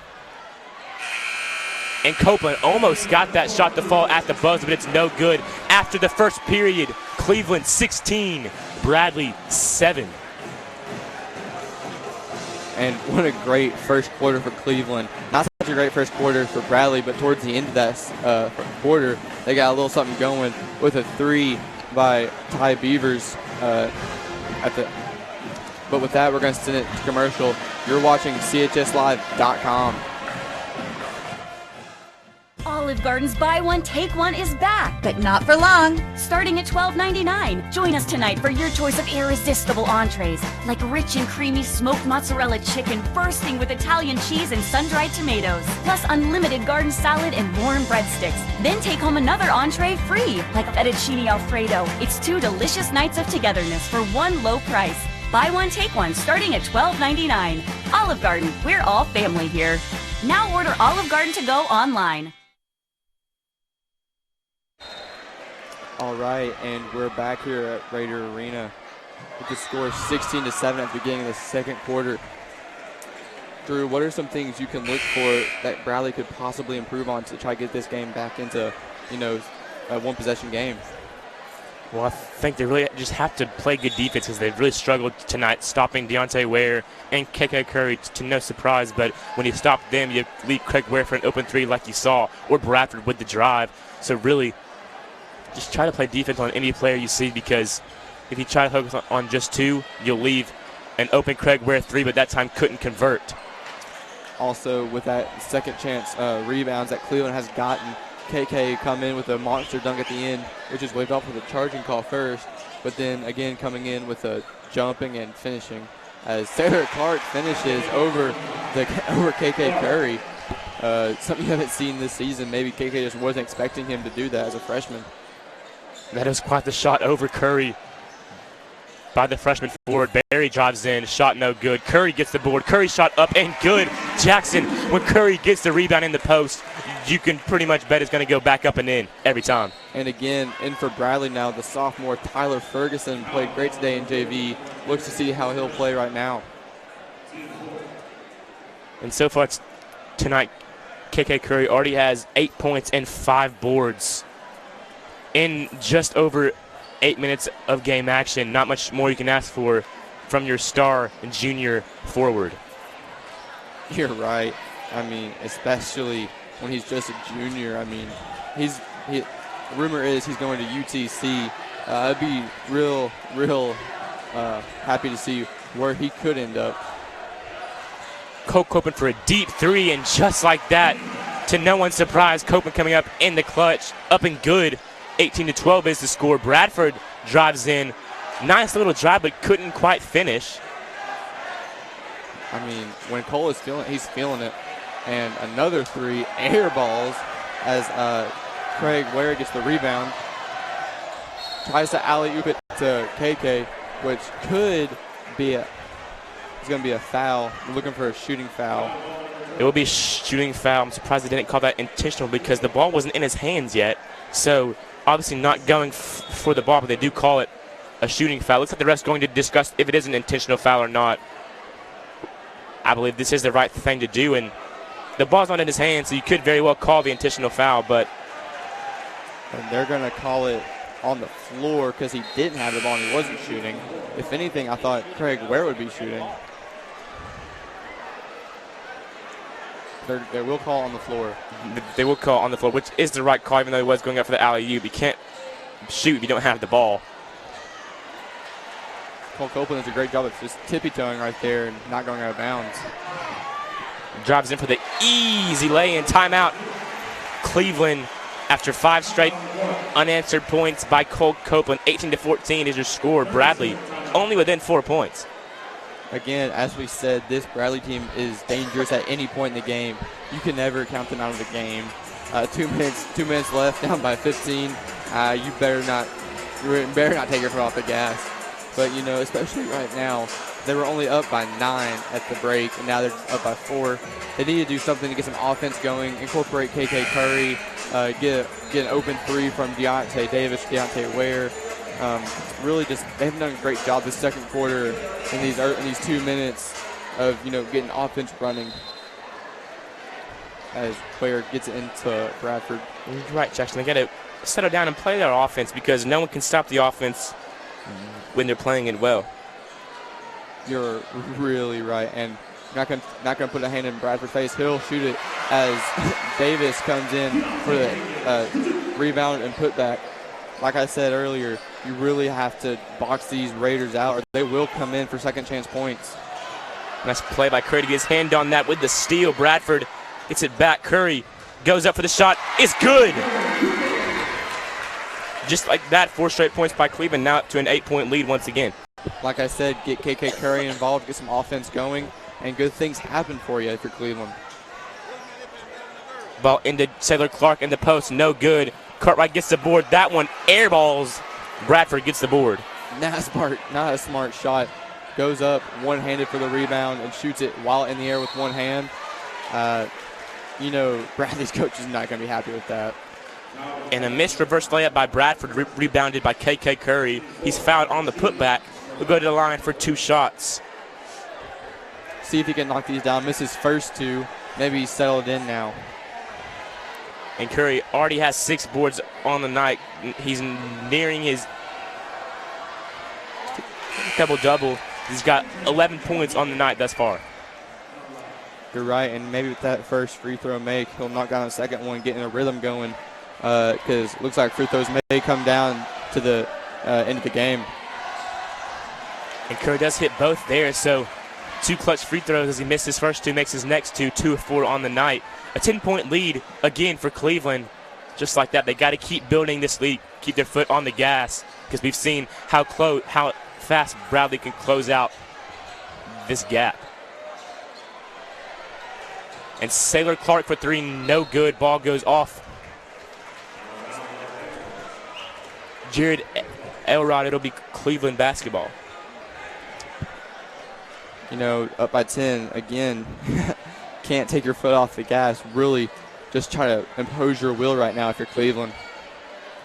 They're running a play called Topper. No, excuse me, it's Bulldog as they call it. But the miss by Deontay Davis, as KK Curry, again, is just lacking in defense as he's done all season. He just kind of lollygags down the court. I know Coach McCown has really talked to him about it, but I just don't, it just hasn't clicked for KK yet. I really hope it does, because as soon as that does, he will be just a great, great player. And Copeland draws the foul again on the drive, so it'll be Bradley basketball as Cleveland just racking up their fouls on Copeland drives.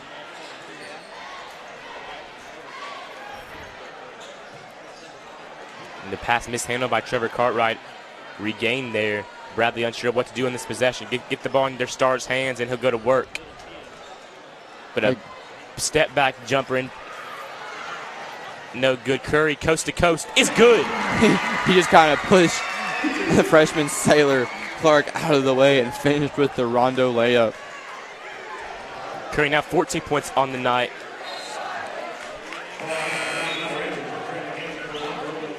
And 7 boards. Jackson, we're going to keep track of those stats because they're quite the stats. As freshman Jacoby Wood checks into the game for Cleveland. Had a great game today in the JV game. He can shoot and pass the rock and defend. He can do it off his Cleveland team. Again, look right there, going with the trap after the first pass on the inbounds. Smart for Cleveland, although they've done this throughout the season. Look for Bradley to counter it. As Jacoby Wood is on Sailor Clark, so it's a freshman versus freshman game now. As KK gets the steal, and that is going to be a personal technical foul. It was assessed to call a flagrant foul. I believe that is his 4th foul now, because the flagrant and the personal. Or correct me if I'm wrong, it's just a flagrant. It is an intentional foul on Copeland. So Curry will go to the free throw line for 2 shots. Curry's first free throw, clutch, up and good.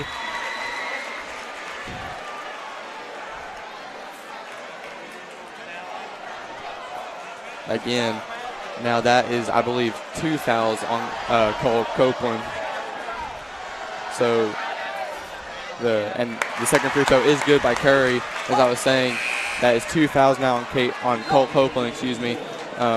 So Coach needs to keep an eye on that. Don't let him get into foul trouble, get 3, maybe even 4 fouls in this first half. And along with the intentional comes Cleveland basketball to Davis into Ware. Ware shot in the post, no good. Cole Copeland gets the board, down 14. And also Tay Davis, the junior, coming in, giving KK some rest. And Copeland is fouled on a drive once again. Cleveland just can't stop these Cole Copeland drives without fouling him. He'll get 2 shots at the line. Wood just did everything he could to not allow Cole Copeland to get just an easy layup. He's going to make him earn those 2 points. And Copeland hits his first free throw on the night. Gets the roll there. Now just a 13-point deficit for Bradley, as Copeland really doing it off with his team as he has to do without John Brown and Lamerick Tucker. Copeland hits both at the line. Now with 11 points on the night. 11 of the 16 for Bradley. Pass into Tay Davis. Mishandled. Beavers gets the loose ball up to Copeland. As Cole takes a step back, air ball three-pointer. Yeah, looks like he forced that one. Jackson didn't hit anything but the air. 12-point lead for Cleveland as Wood takes it up the court.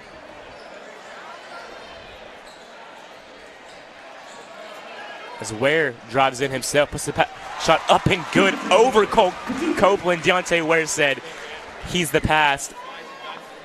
Again, Jacoby Wood has just led this team marvelously as a freshman, and looks like Bradley's going to need to get this ball across half court. Looks like they just barely do. A steal by Deontay Davis. Looks to slow it down a little bit. The pull-up three drains it. Your score is now 33-16. Cleveland with a 17-point advantage. And if you give Davis that pull-up three wide open, he's not going to miss. You are 100% right. And Cartwright hits the shot. Contested shot with Davis behind him. Tay Davis in transition hits the layup. 35-18 is the score now. Cleveland hitting on all cylinders here, playing well. You're right, and Bradley being short on players is really hurting them right now. You know, with Cole being in foul trouble, you'd really like for him to maybe sit the bench, let someone else get the playing time. But again, they're not able to do that with the lack of players. And Romeo Weigel drives in, gets a layup, as Coach Clark for Bradley has to take a timeout. Your score is 37-18. Blue Raiders. And Drew, what are some things that Bradley just needs to do to try to get them back into this game? They have to break this press that Cleveland's doing, Jackson. These steals are turning into points for Cleveland every single time. Points off of turnovers have been huge for this Cleveland team. So if Bradley wants to stay in this game, they have to get some points offensively quick. But when this game gets out of hand, a 19-point lead with under 2 minutes left in this first half. Cleveland really playing well. The 16-2 Blue Raiders showing why they're the first in the district and 7th in the polls this season. You're right, Drew. At 16-2, you know that they've played some good teams. They played some good teams that they lost to, as in those 2 losses. But also, if you are Bradley right now, don't count yourself out of this game. You know, in this Cleveland-Bradley rivalry, this game is never over, ever over. We've seen some games that we thought were over with 3 minutes left, come back and the other team win. But especially if you're Cleveland, don't take your foot off the gas. I mean, don't allow a comeback. As we see junior Alex Paco Patterson come into the game, had a great game the first Bradley game, try to get him fired up. Some can credit him with the comeback win. I mean, I sure do. Before half, he really lit the scoreboard up and just really allows us to get back in the game. Maybe he can just keep lighting up the scorebook. Again, as you said in that break, find some way to break the press, and what do? They break that press with the ease right there. Now with the double team, can they handle it? You're right. They just can't find any openings in this defense. And for Brad, time is not their friend right now, as this league could get out of hand very quick, but there is a whole second half to be played. You are right, Drew. There's only about a minute 20 left before halftime, so maybe look for Bradley to get a little offense going before half, try to get them going into the second half. And again, they wasted 45 seconds off this clock. Foul was caught on Jacoby Wood, his second foul of the game. But still 42 seconds off the clock since that timeout. Just wasting time. I guess they're looking to not let Cleveland score. But Sailor Clark to the line as Cleveland hits 7 fouls on the night. You're right, Drew. And it's just freshman on freshman down there working for position. Jacoby has happened to hold him as Sailor misses the front end of the 1-and-1. And the ball goes over to Cleveland. Good pass by Jacoby Wood. No look pass, looking right at Deontay Davis. And I even thought it was going to Deontay, and gets to Tay for the layup. And a 2-point shot by Trevor Cartwright, up and good. Again, trying to get some offense going as coach is yelling to Jacoby, move the ball. Deontay for three, hits the front of the rim and goes off. With Deontay Davis down behind, it's 5-on-4 right now. Try to look to see if they can get the mismatch. And Clark, again, airballs a three. He really cannot catch on anything thus far tonight besides that first shot he hit. You're right, and looks like they're going to kind of hold it for the last shot with 12 seconds to go in this first half.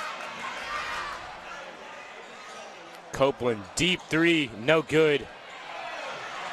Again with the Cartwright gets the board. Cartwright to Copeland. Copeland again for three. This one also no good. Really lucky there for Cleveland that he misses. He does not miss wide open shots usually. And the score at halftime right now is 20-39. Cleveland 39, Bradley 20. What a half for Cleveland.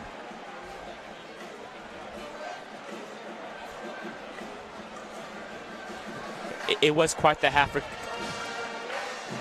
Cleveland Jackson. We're going to send it down to a reporter with an interview with Coach McCown. What do you got for us, Reagan?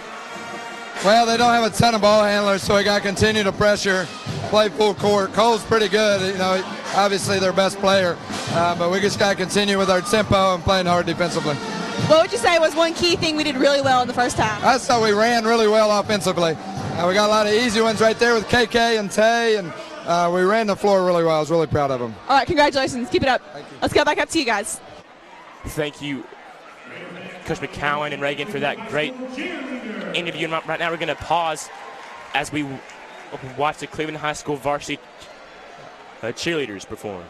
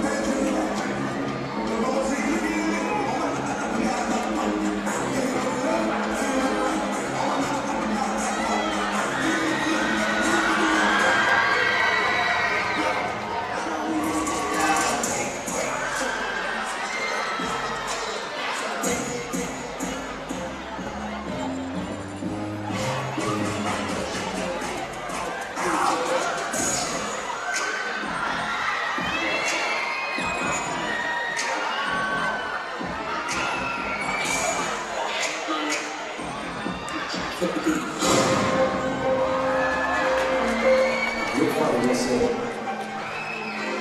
have $1? Why are you staring so hard? I'm not talking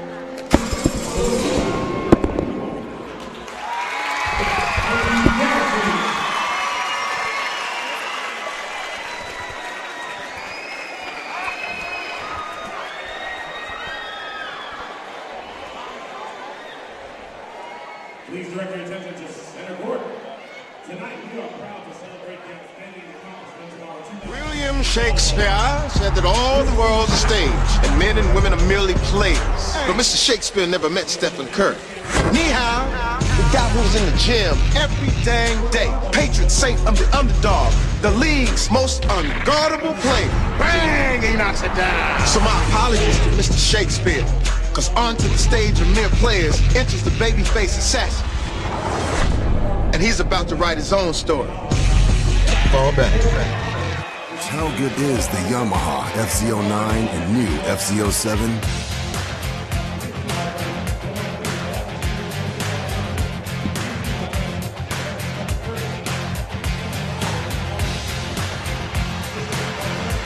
One ride and you'll know. The FZ09 and new FZ07, only from Yamaha.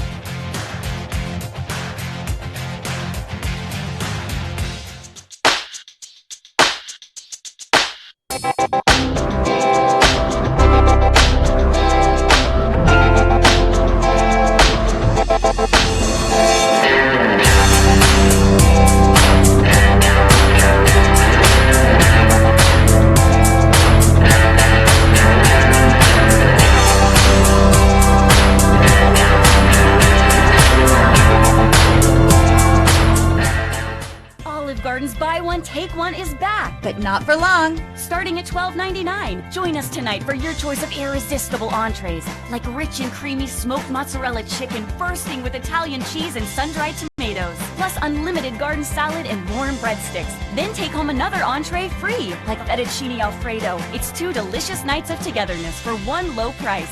Buy one, take one, starting at $12.99. Olive Garden, we're all family here. Now order Olive Garden to go online.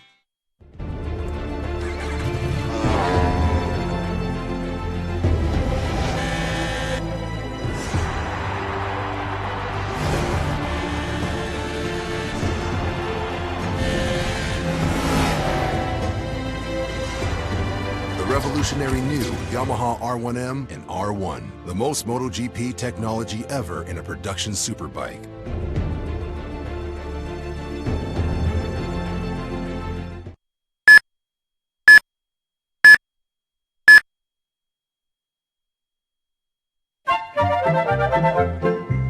Life happens. Whether it's car trouble, medical bills, or other expenses, Check Into Cash has a new flexible loan solution. Introducing the Flex Loan. The Flex Loan is an open line of credit. You control how much you borrow with flexible payment options. If you need a payday advance, we offer those too, because true flexibility is the ability to choose. For life's little emergencies, we're your one-stop money shop.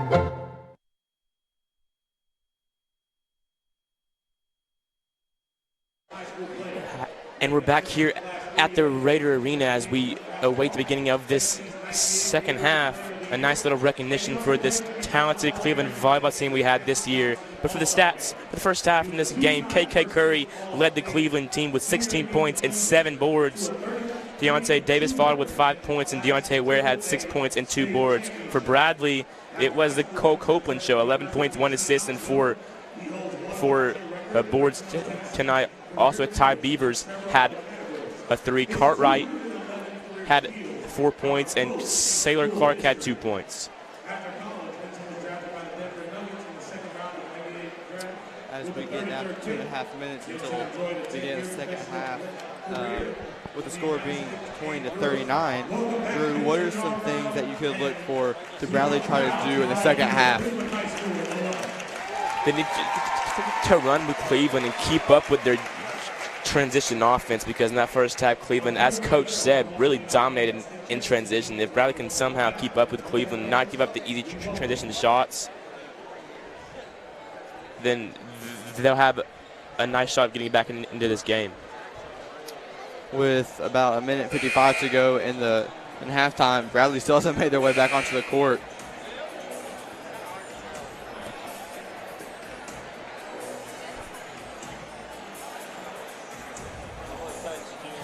And Jackson, in the second half, I look for KK Curry to continue his dominance, and I'm interested to see if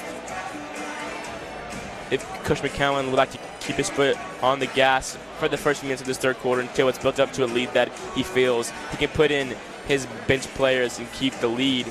But right now, 19 points is just not comfortable enough to put in your bench players just yet. Not with this Bradley team and not in this rivalry.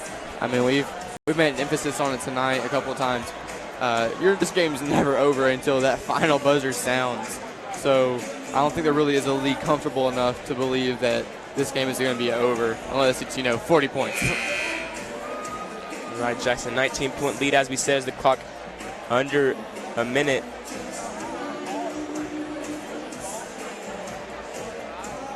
As it looks like Cleveland will put back out there the starters they used that at the beginning of the game. Deontay Davis, Deontay Ware, Malik Bradford, KK Curry. About 30 seconds to go before second half. Really looking forward to see what this Cleveland team comes out with. See if they continue to put their foot on the gas or relax like they've been known to do in the past and let teams get back in this game. I really like to see them keep their foot on the gas and finish out this game. But also on Bradley's side, you have to know they've gotten open looks at the three-pointers, just not being able to knock them down. They need to be able to cash in on those opportunities that they get because they're not going to get better opportunities than the ones that they've gotten.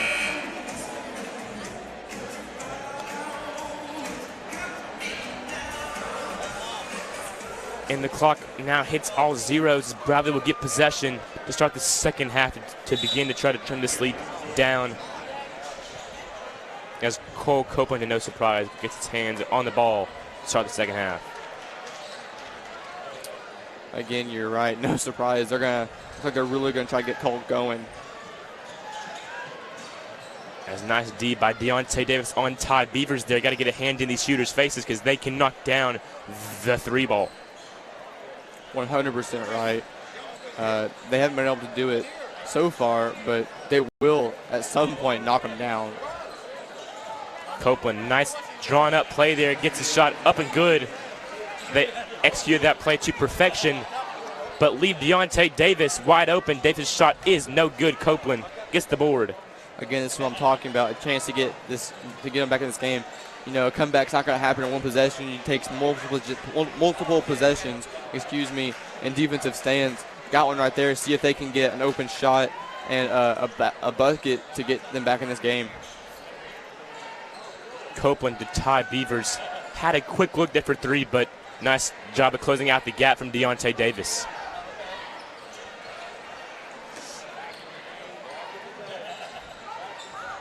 Almost a steal right there by KK.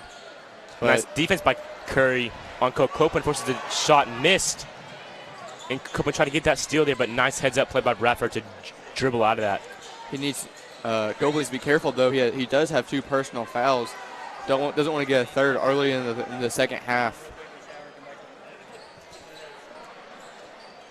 As they get the ball into Deontay Ware in the post on Jared Elrod, but blocked by Elrod. His second shot no good. A foul is called this time as Ware will go to the free throw line for 2 shots. Let's see who the foul will be called on. It is on number 33, Ty Beavers. And Ware Jackson is a great free throw shooter as he hits his first right on cue. He's one of the best on this team, if not the best we've had in recent years. He's very consistent at the line. You are right about that, Drew. But it's kind of funny. Every time we talk about someone being good at free throws, they end up missing it. Example A. I did jinx him there, but if we remember last year at Bradley, the game at Bradley, Deontay Ware was only a true freshman. He hit all of his free throws, clutch free throws to keep Cleveland in that game, even though they did lose. He kept them in that game.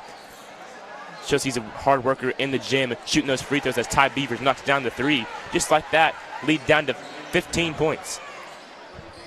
You're right, Drew, and Cleveland needs to do something about that. And Deontay Davis wide open for three. Misses it. A rare wide open miss.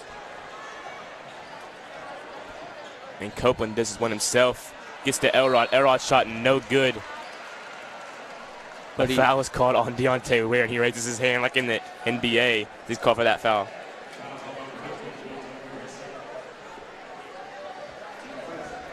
So Elrod will go to the line to shoot 2 free throws. They try to get this lead down to 14 or 13.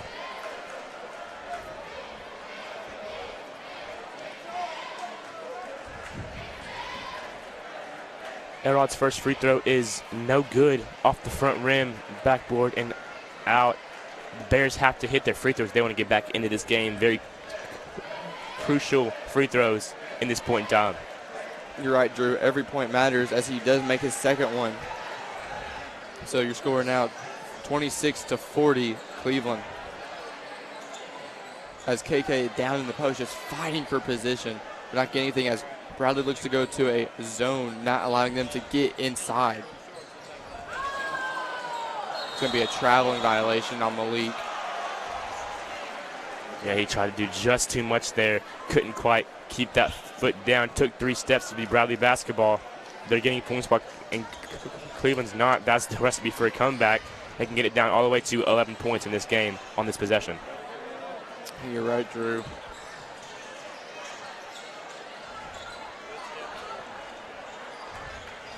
Bradley not really running any type of offense, just passing the ball back and forth to each other. Now they look to be running a play, but again, they do need to do something to score. You're right, they're just stalling out here. Elrod's shot no good in the post. Davis gets the board. Davis up the court. Thought about that 3, but didn't. Weichel for the deep 3. It's good.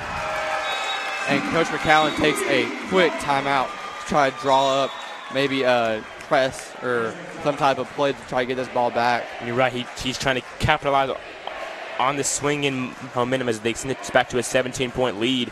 See if he can get a steal, get some points up on the board in this 30-second timeout.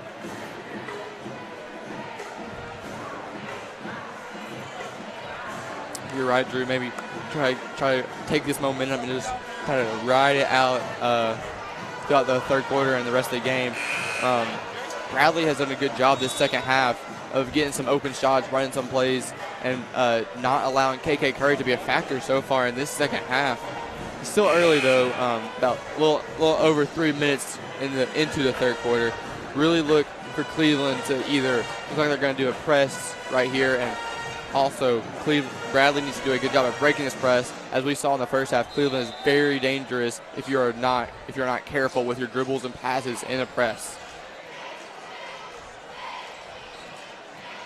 Nice D-Bat Bradford trying to get that steal, but couldn't quite. Nice shot breaking the press by Bradley. A pull-up jumper for Beavers, no good.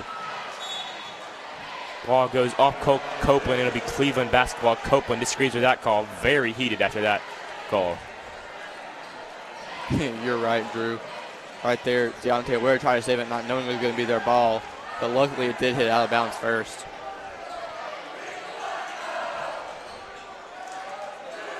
And Curry gets the assist there. I spoke too soon, but I knew that one was going in. Davis 3 is good. The 3-point sharpshooter gets that one to fall. You're right, and now the lead back up to 20. I mean, out of nowhere, just spurts of points. And that's going to be an offensive foul. Really good acting right there by Deontay Davis, but it does get the call. He hit us with that LeBron James flop right there, and it worked. What a beautiful play by Davis to initiate that contact and draw the charge. It'll be Cleveland ball up 20, looking to extend this lead even more. Bradford to Weichel to Davis for 3 once more. Got fouled, so he'll get 3 shots. Looks like Hunter Dugan pushed Bradford through the screen and hit Davis. It'd be 3 shots at the line for Deontay Davis. Looks like they're going to call it on the floor. Looks like they're going to call it. He fouled Malik Bradford, not the shooter. It was running through the the screen, I think. So the guy picking, I think he was fouled. And it looked like Clark will come into the game. Yeah, looks like you're right, Jackson, that they did call it on the screen by Bradford. Duke just ran over Bradford, did not quite foul Davis. A foul again called in the post. It'd be Cleveland ball. Foul be called on Copeland. His third. So again, Bradley getting into foul trouble now. And Bradford finds Davis in the corner, wide open three, and he'll make you pay every single time. Nice three by Deontay Davis there. It lead up to 23 points. Such a great sight watching Cleveland just dominate their opponents. They're going to call that a block and the points. Davis tried to act again, but you know, he did it one time. They're not going to give it to him a second time. Couldn't quite get that one to look as pretty as the first one did. The right call there is he didn't get his feet quite set. 2 points for Clark. Let's see if he can convert the and one opportunity. And he can't. Missed 2 free throws on the night thus far. They do call a lane violation on Deontay Ware. So Clark get a second chance to convert the 3-point play. Again, Coach McCowan not going to be happy with that. Again, a mental error. Coach McCowan does not like those at all. Saylor makes him pay there, hits the free throw. Trims his lead back down to 20 points. Davis thought about the three again, but Copeland said no, sir, to that one. Curry to Weichel, drives in. Davis this time over Cole Copeland. It is good. Gets a shooter's roll. Davis has 4 threes on the night, 14 points in total. A nice game. Again, we're going to send it down to our reporter, Reagan Hall. What do you have for us down there, Reagan? Well, she always was really nice to me, really polite. Hey guys, I'm here with Vincent Yarbrough, who was on the 1997 championship team here at Cleveland High School. He went on to play at the University of Tennessee and then went on to the NBA. Vincent, what is it like being back in your hometown at your high school? It's great. Anytime you can come back and see familiar faces and people that know your name, it always gives you a really good feeling inside and a sense of achievement. Not so much where you've been, but just like look how far you've come in life. You know, they've always accepted me with open arms, and I try to stay in contact with as many of them as I can, and keep open relationships and clear lines of communication. So if there's ever an opportunity for me to come back, then I try to do it. What is your greatest memory of being a Blue Raider at Cleveland High School? Well, that would happen at 1997, around March 16th, I think, if the date holds true. It's a long time ago. March 16th, 1997, day before my brother's birthday. State championship for sure. And the thing is, we were such a group of brothers that's the thing that I hold most special in life. If we win and we didn't win, of course it would have sucked. But I still have this relationship with this amazing group of guys that we're going to get back together again on February 3rd and have a celebration here. And even though I've gone a lot of different places in life, the people that I call my friends are those guys that were on that team. And that holds a special place in my heart. Well, we are all very proud of you for all your accomplishments and being such a great example of what a Blue Raider means. So thank you for taking the time to talk to us, and congratulations. Thank you. Let's go back up to Drew. Well, thanks, Reagan, for that awesome interview we just got. You always get the best interviews for us, Reagan. In the game, Davis hit another 4 straight threes for the Blue Raiders. A 26-point lead now as Curry's alley-oop, no good. Ware's follow-up, no good. Curry's rebound, put back, is good. That's a mouthful right there, Drew. But also while we're waiting, the sophomore for Bradley, number 20, Tyler Ferguson, checks in. As he gets the ball right on cue, gets it to freshman Clark. Probably going to win the young team there. A timeout is called by the Bears. Cleveland having their way with Bradley thus far. 59-31 is the score. What a game thus far for the Blue Raiders. You're right, and without LaMerick Tucker, you know, he may not be the best scorer that you have, but on defense, he does create havoc for the offensive player, and you're just missing him right now in all aspects of the game. And Jackson, it's usually here about KK and Deontay being the duo, but this time it's not Deontay Ware, it's Deontay Davis coming up big for the Blue Raiders. Curry has 18 and 8 boards. Davis has 17 points on 5 threes. You can't ask for much more from your two impact players tonight. They've definitely led this team to a 28-point lead, and that's been done through Curry's hands and Deontay Davis's hands. You're right. Deontay Davis has had the hot hand tonight when it comes to three-point shooting, and KK is just dominating the glass, offensive and defensive rebounds both. You really can't ask more in a rivalry game than to be up by 28.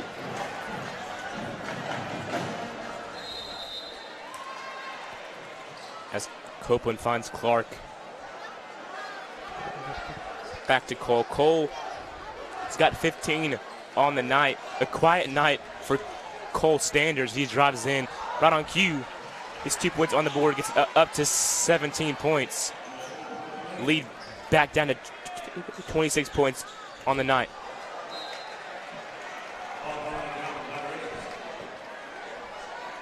And Lawrence Berry has checked into the game.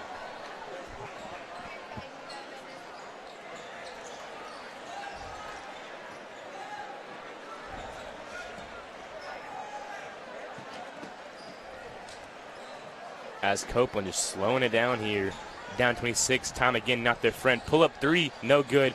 Cole, that 3 shot's not working for Cole much tonight. Elrod again misses a layup. Davis looked to be fouled. He was mauled down there under that basket, but no foul is called. Out of bounds off Cleveland. You're right. A lot of this physicality down there, and no call fouled. But you know, they've been doing that all game, and they've been doing it both ways. So you know what these refs are going to do. You have to adapt and just do what's necessary. And again, Copeland just drawing these fouls on the drive. He just a magnet for drawing fouls thus far tonight. What a game for Copeland. Not what a game for Bradley thus far. A pull-up jumper for Elrod, no good. Not the shot you want, contested pull-up. Great pass by Jacoby Wood to find Craig Ware. As coach says, to hold it for the final shot. As Wood, under 5 seconds, Ware, Deontay drives in, spin move, and he is fouled by Jared Elrod with 0.9 seconds left in the third quarter. Nice job to draw the foul there by Ware.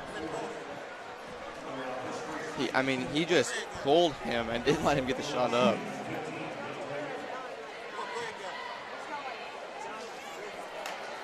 And Ware can't convert on the first. Not, again, great shooter, but just hasn't done much well tonight from the free throw line. Ware looks to get 60 points before the end of 3 for this Cleveland team. As he misses, and Norris just tries to put it up. Almost gets to go in, but at the end of 3, your score is Cleveland 59, Bradley Central 33. What a great 3 quarters for Cleveland thus far. Not much more you can ask from them. Up 26. A great game all around from this team, defensively, offensively. And we're going to hear a word from our sponsors. You've been watching CHSLive.com. The Greek philosopher Aristotle said, you are what you repeatedly do. But in our book, we say you are what you repeatedly do when things get hard. When you look at the naysayers and the haters, and there's a million of them, but you take it upon yourself to erase all doubt. Get that doubt out of here. So my apologies to Aristotle. But excellence doesn't become a habit by running the same path over and over. The excellent ones just step up to the line and ask, what's the record?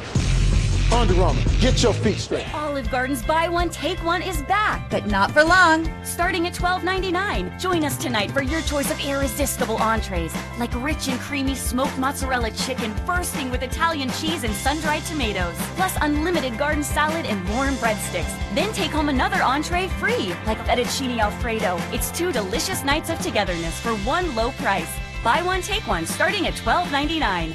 Olive Garden, we're all family here. Now order Olive Garden to go online. And we're back here at the Raider Arena as we await the start of the 4th quarter. Chris McCowan keeping these bench players in, taking his foot off the gas periodically, getting the freshman Jacoby Woods some minutes at the point. He already is a great player, but he will be a great player for the next 3 years for this Cleveland team. No doubt, and that's going to be a trialing violation on Tay Davis. Again, you may be up by 26, but there's an entire fourth quarter to play, and you really don't want to let this Bradley team back in it. A nice job of breaking the press thus far in this possession, but a block by Deontay Ware. Says, get that out of here. A nice job by Craig Ware to force the jump ball. It'll stay Bradley possession.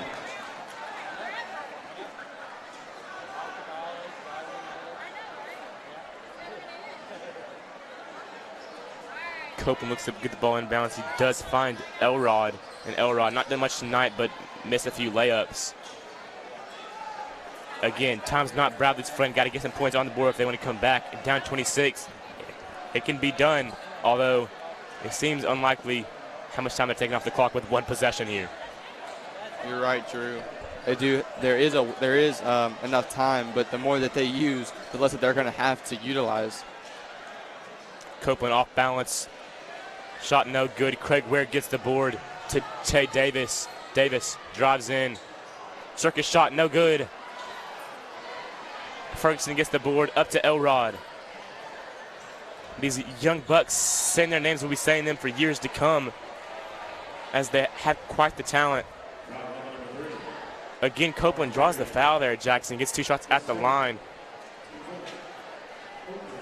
Slowly but surely they can get points on the board and make this game just a bit closer.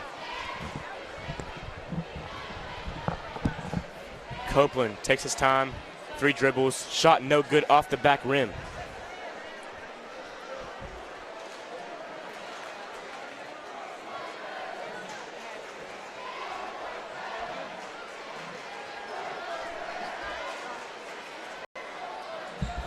Copeland hits his second of 2 from the line. Now it's 18 points on the night. Craig Ware in the corner for 3, no good. Cartwright gets the board. Right now, if you're Cleveland, you just want to take as much time off this clock as possible. I mean, you don't want to allow them to get this back into this game. It is a 25-point game, but when you give them, when they're in the bonus now, the 1-on-1, they will get points without time clicking off the clock. So when you have the ball, make sure you really utilize it. Excuse me, they're not in the bonus now. We're in the bonus. And you're right, Jackson. They've gotten 1 point in a minute and a half. Not quite the ratio you're going to want to have if you want to come back in this game. They got to shoot it at some point. They just keep passing the ball around, Jackson. Not the what you want to have. Copeland does pull the trigger here. No good. Ware gets the board. As Ware looks to push it, takes contact but cannot finish through it. And Clark gets the board. Copeland taking his time up the court. Again, a lot of strong minutes here tonight by the freshman Sailor Clark. Copeland stripped, turns it over. Barry comes up with it. Ware drives in. Shot up and good.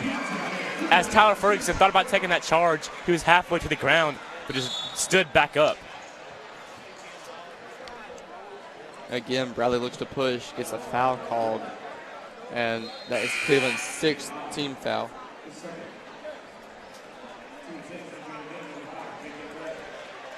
And KK Curry comes back into the game with 5:40 left, got his rest. See if he can continue his astonishing night. He's got 18 and 8, needs 2 boards to complete the double-double he's averaging on the year. Cole looks to drive, puts it up, gets it to fall. That's the Steph Curry type floater, the cheese you get in 2K with Steph Curry. And 3 for 3, Norris Berry from downtown. Berry hit his first 3 of the night, lead back up to 28 points. Just when you thought Bradley could get some points to get some momentum, they lose it on the 3 by Norris Berry. Correct me if I'm wrong, but that is only his 2nd or 3rd three-pointer this season. I mean, the minutes he's gotten have been quality minutes. He just hasn't been able to connect from deep. He's been able to get layups and jump shots, but not many three-pointers.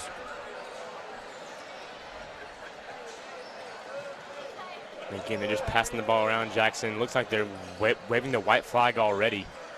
Pass off Clark's hands. Ball go back to Cleveland. Up 28 with 4:44 left in the game. You're right. And again, this Cleveland team has done nothing but just impress everyone here tonight and throughout this season.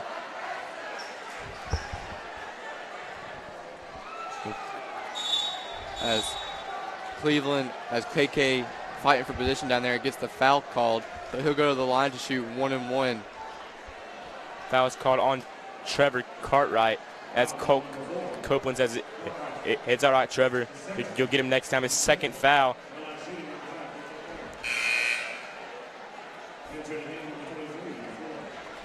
And it looks like Damon Floyd into the game for Trevor Cartwright. It's Floyd's first minutes of the game thus far.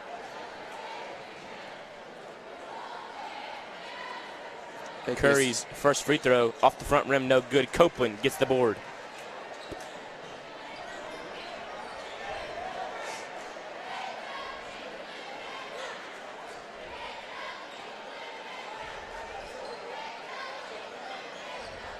And a turnover by Bradley will give the ball right back to Cleveland, up by 28 with 4:13 to go. And all the Bradley fans you can just see are just sitting down exhausted of watching their boys get beat bad. They're not used to this at Bradley. As number 14, Z Williams comes into this game for number 1, Romeo Weichel. As does Paco Patterson for number 23, Craig Ware. So some minutes for Z Williams, a senior transfer from TCPS, as Cole Copeland exits the game. Not his best game, and coach is just telling him to shake it off. You know, a lot of things going against us. We try our best. The basket will be waved off, but KK will still go to the line to shoot the 1-and-1 bonus. Yeah, and Curry already with 18 points on the night, just having a KK Curry type night as he makes it 19 with that free throw there. He's not having the nights he did have at the beginning of the season with 40 points, 37, 35, but he's having a night that he dominates the post. Maybe not on the box score, but he attracts the double team. Jackson leaves a wide open shooter. That's happened a few times tonight. As Josh Black comes into the game for the first time this season for KK Curry. It's really nice to see Josh getting some playing minutes. Josh Black, he is quite the person. Let's see if he can get some points tonight as Coach McCowan has officially emptied his bench. You know, it's really fun allowing every player on your bench to play in these rivalry games. As Z Williams comes up with a steal as he goes up. But he can't finish on the layup as he heard those footsteps. KK Curry was up, about to get hype on that bench for Z, but couldn't quite finish. Looks like he was going to go up to dunk it, but then lost it on the way up and tried to get a finger roll. Just wasn't able to. As he gets another steal, he's going to go up for the layup and is able to get it to go. So what a great, great game right now. Not only are you beating Bradley by 32, your transfer just got some points. Damon Floyd is ripped by Barry, but gets the ball back. Finds Clark. Clark playing on game, has a feel for this Cleveland team. Misses the Kareem Abdul-Jabbar hook shot. As Kobe Wood takes a step back three, it's no good. Floyd up the court fairly quickly. Bounce pass to CJ Wesley, no good. And Jackson Walker gets his first minutes in the game. Out comes Saylor Clark.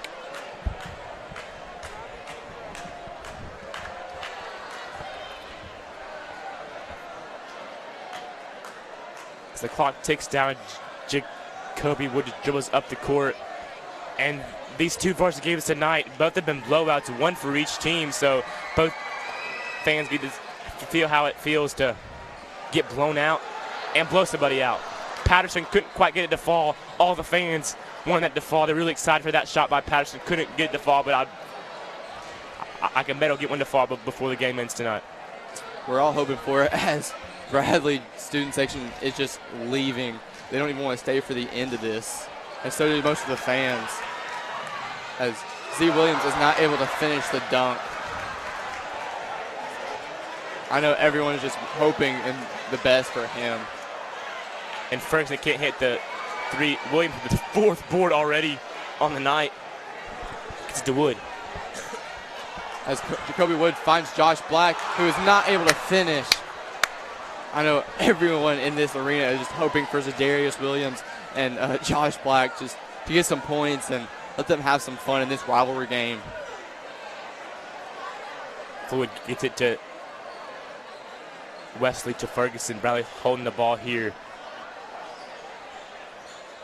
Walker, the jumper from the elbow, no good. Floyd, shot up and in. Trims the lead down to 30 points in the minute and 15 left in the game. As you can hear the party at Cleveland High chant going on right now. Walker kicks to Floyd for a three. Floyd's three is good.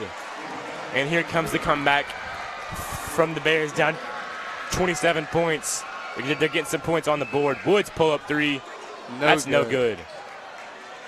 Now, they need to be careful. They really need to watch out for these threes.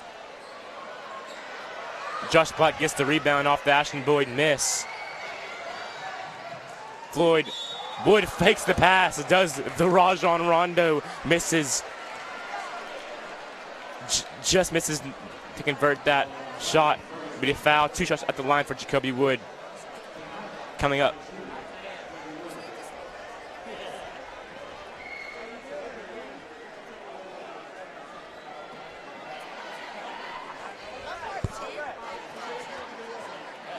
Wood hits his first free throw.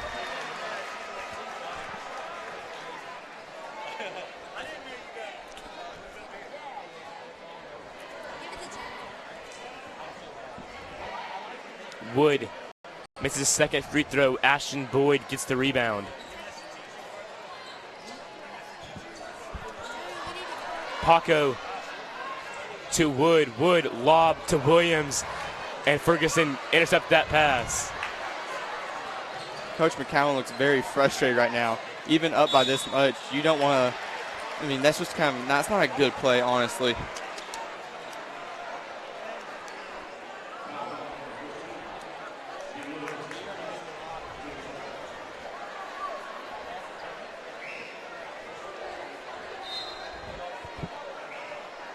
And they're going to sub in Malik Bradford for Jacoby Wood. Coach McCowan really isn't happy with that alley-oop attempt. Bradford would come in. Just can't be doing that. No, I like the discipline Coach McCowan has for his team to take out Wood on that. Just not very smart mistake. You're right. And looks like Lawrence is going to try to get to Josh, who isn't able to finish.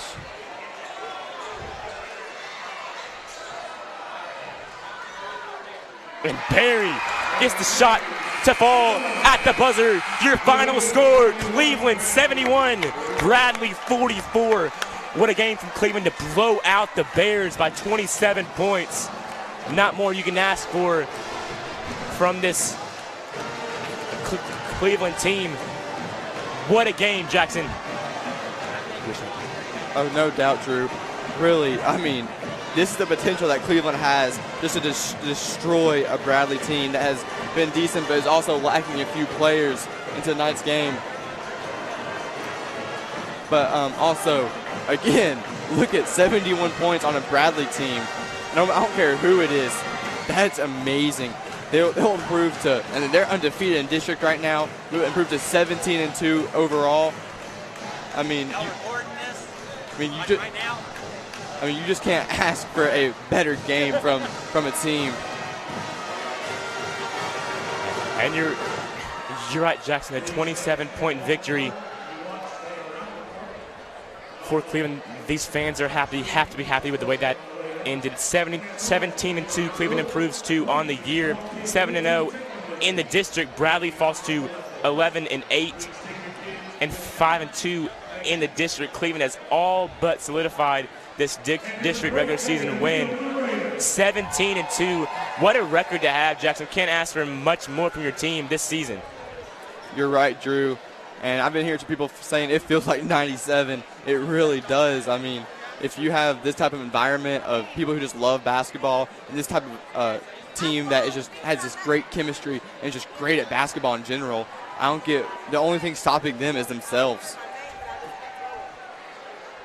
And you're completely right on that one, Jackson. The final stats: Curry 20-8, Davis 17, Ware 11-5, Copeland 20-7. Copeland really had to carry that team.